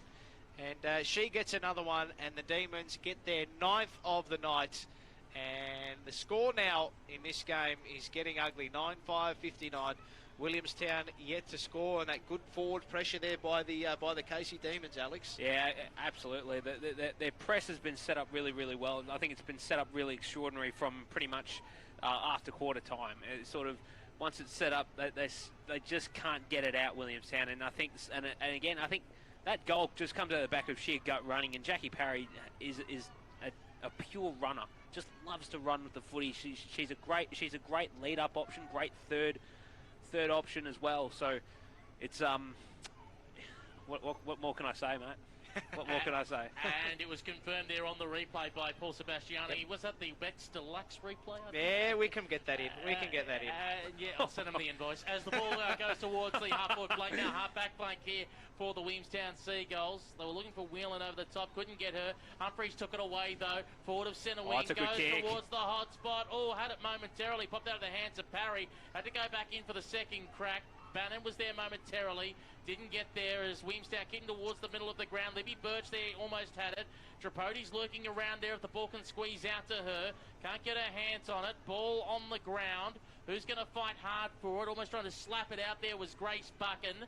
We're near the two centre circles as going in to lay the tackle is 26 and Georgia Garnett for the Williamstown Seagulls. The umpire will take it back and ball it up. We've gone 9.5 minutes, so almost the halfway mark of the final quarter. Almost a 10-goal lead to the KC Demons. Loughnane comes in to lay a tackle. Will the umpire reward her? Says no for opportunity. We'll take the football back. So from the restart here, it'll be Gooden and Winbacks to do battle in the ruck. Winbacks with the clear height advantage. Flicked the ball out the back, fell the way of the Seagulls, so big tackle there laid by McDonald, wrapped up her opponent immediately. She goes back in for seconds as well, and the umpire crosses himself, says we'll do it all again from pretty much the exact same spot he did it from about 10 seconds ago. Winbanks in the ruck again, Gooden. Winbanks, she roved her own football, kicked it up towards half forward. Seagulls do well to almost cause the interception, and now they get it out the back. Kick just skewing off the side of the boot. It lets the Demons in. Buchan chasing the football, went back to retrieve it. She was wrapped up as soon as she got the football there by Snellix. Now the Seagulls try to win back possession of the ball. Ryan was in there. She got a grubby little kick. It only went as far as Grace Buchan. Her kick towards this outer side here. Bounced over the head there, unfortunately, of Biden Webster. She wasn't able to win the football. Demons trying to win clean possession in half forward. The umpire spotted a free kick. It's a hold. And I think it will go the way of Humphries of the Demons. By the looks of it, it will indeed. She's 55 metres out on this outer side here at Downer Oval. She goes with a low darting kick inside forward. 50 missed her intended target. That was Sanders. She couldn't win clean possession of the ball, and now they go long up towards centre wing. Libby Birch forcing the spoil. Demons look like they're going to go back inside forward 50. That they do indeed. Parry went up, couldn't take the mark. Ball falls out the back of the contest. Around this one for the Demons there was Fitzsimon. She couldn't win clean possession. And the kick now goes to about 45 metres out from the Williamstown Seagull goal. And coming out to take the mark for the Seagulls was Garnett at centre halfback. And she elects to go with a switching towards the middle of the ground, sliding to try and take it with Snelless. Had to go back and get it again. Worked it sideways for Claire Ryan, who wants to go for a run. And she's still going. Gets on the right boot. Tries to bring it back towards the hotspot, 45 metres out from goal. Easy clean up there by Grace Buchan. Her kick let her down, though. Almost went down the throat of King, who gave it the hand pass. Kicks back inside 50. Was looking for Paige Nash. Knocked out of her hands. Cleaned up by Brown. And Brown takes it away here for the KC Demons. Kicks it outside the defensive 50 arc. Found a Seagulls player who got immediately wrapped up on that occasion by Kirkwood. And the umpire will ask for the football back. We'll ball up. Some thoughts from Alex Doherty? No, I reckon that was almost Williamstown's best passage of play tonight. It's sort of take the game on from the middle. Again, Biden Webster generating that run, and I think it was Snelless as well, to sort of keeping the ball going. That's probably their best passage of play tonight. Free kick to Ryan. Caught one too high. She'll be about 55 metres out. Elects to go short to the pocket. Garnett, it finally sticks. And she'll be having a shot on goal from about 42 metres out on a 45-degree angle. Very tough shot here. Keen towards the canteen end of the ground here at Downer Oval. looking to put Williamstown's first score on the board at the 13-minute mark of this final quarter. Georgia Garnett, GWS Giants listed player, kicks it towards the top of the goal square. Came off hands. I think it was Stoppages looking around, thrown into the ground. The umpire says holding the ball. Probably went about 3 steps before she actually got tackled. Hot in the whistle. Free kick going the way of the Demons. Was looking for Kirkwood. Smothered ball, smacked over the boundary line and out of bounds. Great spoiling attempt. We'll throw it in right in front of our broadcast position, and the Wizard of Odds in Paul Substantiating. Thank you very much, Pete, for that plug. Bet Deluxe. Ka-ching. That's the one. Thank you very much. So, from the throw-in, Seagulls get their best opportunity to probably score of the game here. A little handball out. They win it towards goal. A great tackle there laid by Humphries on her opponent.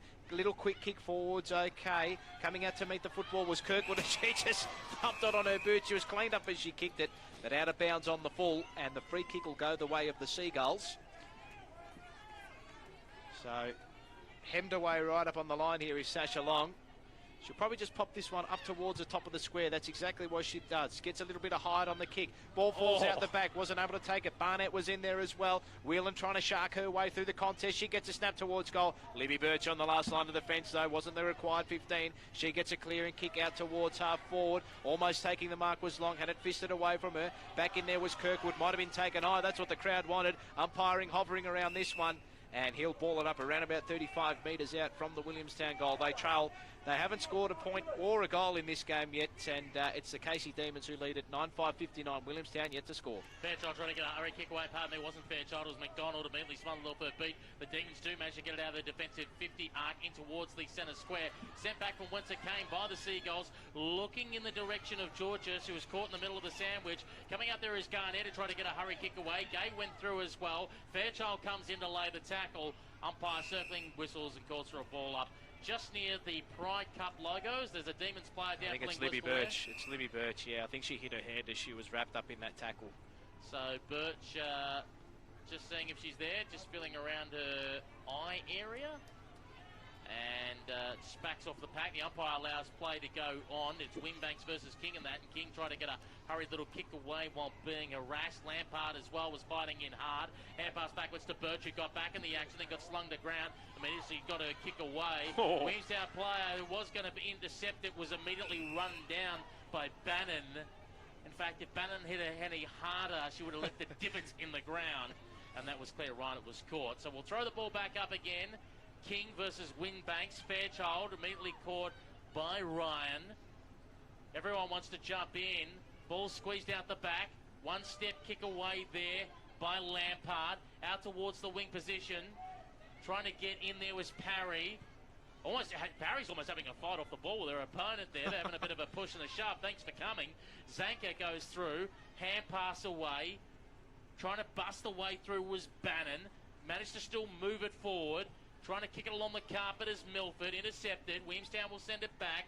Over there to Tripodi. Close towards the boundary line. Does go over now. Lasso rule. Yeah, it was free kick going the way of Zanka. Geez, Eden Zanka was just trying really hard to make it look like she was going to touch it, and then just sort of psyched out the last second. That's very cheeky. So Barnett, they win it across the ground here. Nash in hot pursuit of the football, and she kicks a high one up towards about 35 metres out. Birch sat under it. She couldn't take the chest mark. Going back in there for the Seagulls there was Georges. Might have been taken, might have been a free kick against Birch. No, umpire said it was okay. And they do well to lock this ball inside forward 50 here, the Seagulls. Alex Doherty, this is probably their best passage or best patch of the game tonight. Exactly. They're getting the repeat inside 50 entries here, Paul, and sort of, again, it's just that last step, just getting they had a couple of shots on goal, but they've just sort of been a bit too far out. So,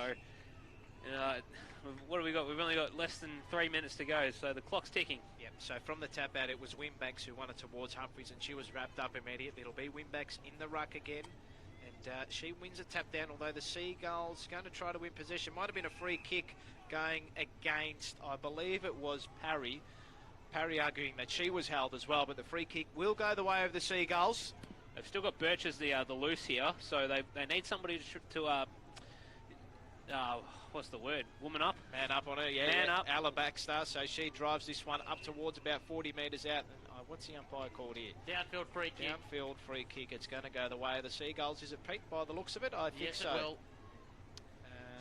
They're just trying to figure out who's going to take it, that's exactly. I don't think no one's got any idea who's got I think it'll be Tripodi. So Ruby Tripodi, 50 metres out from goal. And Tripodi decides to center the football. Will it find someone? Their best opportunity. And it popped out of the hands. Sheriff goes in there, trying to find in there. Webster had it, got knocked out of her hands. Georges jumps in there again. Taken out on this occasion with a kick is Casey Sheriff. Was looking in the direction of Parry, who lost it and scragged her opponent into the ground. Coming away is Matza, goes for a run. Matza, left footer, goes up the line. Good harassing work there by Milford. Williamstown player brings it to ground though. King wants to try and go in for support. King and Fairchild. Fairchild throw, no play on. Webster on the right boot. Kicks in the direction of Georgia Garnett. Garnett dropped it, then tried to kick back a dribble along the ground. Had it momentarily. Lampard gave it to a teammate who was immediately caught and put into the ground. Umpire says, in your boot, play it on. Everyone wants to jump in for a piece of the action, and the umpire says that's too high. Free kick going the way of the Casey Demons after that, and they play on advantage very quickly towards the half-forward flank. Milford got brought in the ground, almost hit the head. Pardon me, it wasn't Milford, it was the 29 in Zanka. They play on quickly, going through this occasion. Now in the direction of, is it Parry that's gone forward across the face of goal looking for Gay, missed her. Umpire says this one's in the back and it will against be Bannon. a free Against kick. Bannon there, Pete. Yep. A free kick for Williamstown, and that is the 35 and Ella Baxter. And they've got 30 seconds to get a score on the board, the Seagulls. So can the Seagulls do that indeed, Pete? We'll find out. So the ball with Snellix on this outer side here. She comes inside. And the kick was okay, and now the Seagulls work it up towards centre wing. And they take the mark here, and they got to go quickly now. Little handball was well, she framed the handball there, but the quick kick up towards centre half forward is chopped off there by Sheriff. And free kick, well, it's going to be a 50-metre penalty as the siren blows here for full time. And it is the Casey Demons who have come away victorious. A big win for Casey, 9-5-59. Williamstown haven't recorded a score. And as a shot on goal. Wowee. Now, is that going to register? No, it won't. So gave it a good effort though. Can confirm, yeah. Final scores here at Downer Oval. 9-5-59, the Casey Demons. Williamstown, 0 goals, 0 behind, 0 points. But look, they probably... It's as much as the scoreboard replicates what the game is about. I mean, I thought Williamstown... Look, they did put up a good battle, but it's just that ball movement going forward, Alex, has just let them down on the night, hasn't it? It just has. I think you're spot on, Paul. It's sort of, I think they've given it quite a good shake in terms of winning footy from the source. But I think it's again sort of trying to sustain that over a 4-quarter effort, because I think Casey were just better for longer, and I think look at the early even in that last quarter, the clearances were just piling up in Casey's favour. So it's sort of, I think Williamstown, there are encouraging signs. I mean, there was about a 5-6 minute passage of play where the ball was locked inside their forward half of the ground, and sort of they've tried to look at options, trying to find some way to get it, and they were close a couple of times, but it's sort of. I don't know. It's sort Did of it fall their way tonight? Just outclassed. We'll come back to Williamstown in a moment and do it in a second, but we really should focus on the Casey Demons, because they got the 4 premiership points. They got the chocolates today. They had to shake off the Seagulls. In the end, Gay kicked 3 goals, Parry 2 goals, Sheriff 2 goals, singles to McDonald and Kirkwood. When we take a look at the players who stood out for today, first of all, I want to mention a debutant in Grace Matzer. Enormous, Pete. Coming up from a Gippsland Power. That's one you can kind of put on the resume as you're trying to put your hand up in the AFLW draft, which we suppose is supposed to happen sometime in July. Correct, and you keep saying that Carlton are out for a ruck. I reckon she just might be that one that they could potentially pinch, I reckon. She was fantastic tonight. She's certainly putting her hands up in terms of that draft stock, that draft value. That I mean, we talk about the prime midfielders, particularly in Victoria. Your Georgie Prisparkas, your Charlie Rowbottom, Stella Reid, as well. We're not hearing much about the other players that play different positions, and I think what Grace Matz has done tonight has just sort of shown that she can match sort of bigger bodies so to speak. Definitely. And what I liked about her tonight was her follow-up work, Peter. I mean, she was fantastic in following up her own ruck work, and she was, you know, she had moments in the game where she got in free space as well, and that's something, if you're one of those rucks as well and you can find free space and use the ball well, then that's going to serve you well in the long run, Pete. Let's talk about a couple of VFLW listed players at the Demons. We talked about Grace Buchan and the consistency she's put in, but I want to focus on the next AFLW footballer in Emma Humphreys, just how good she's been working for the Demons so far this VFLW season, and you kind of look at it going, why is she not on an AFLW list? Okay, I don't necessarily see her as always being in the best 22 for someone, but she seems to be that handy player of when you do have injuries through the year, you can just plug her into a role, and that smaller role, and she'll carry the day for you. Yeah, now I think as well, and you made mention of it too, she could have got onto the end of a couple of goals, and I think if she can add that facet to her game, then that's what'll make her stand out to recruiters, I think. Exactly, and I think we've touched on, you know, with Georgia Natsko, and another prime example. Looked at her game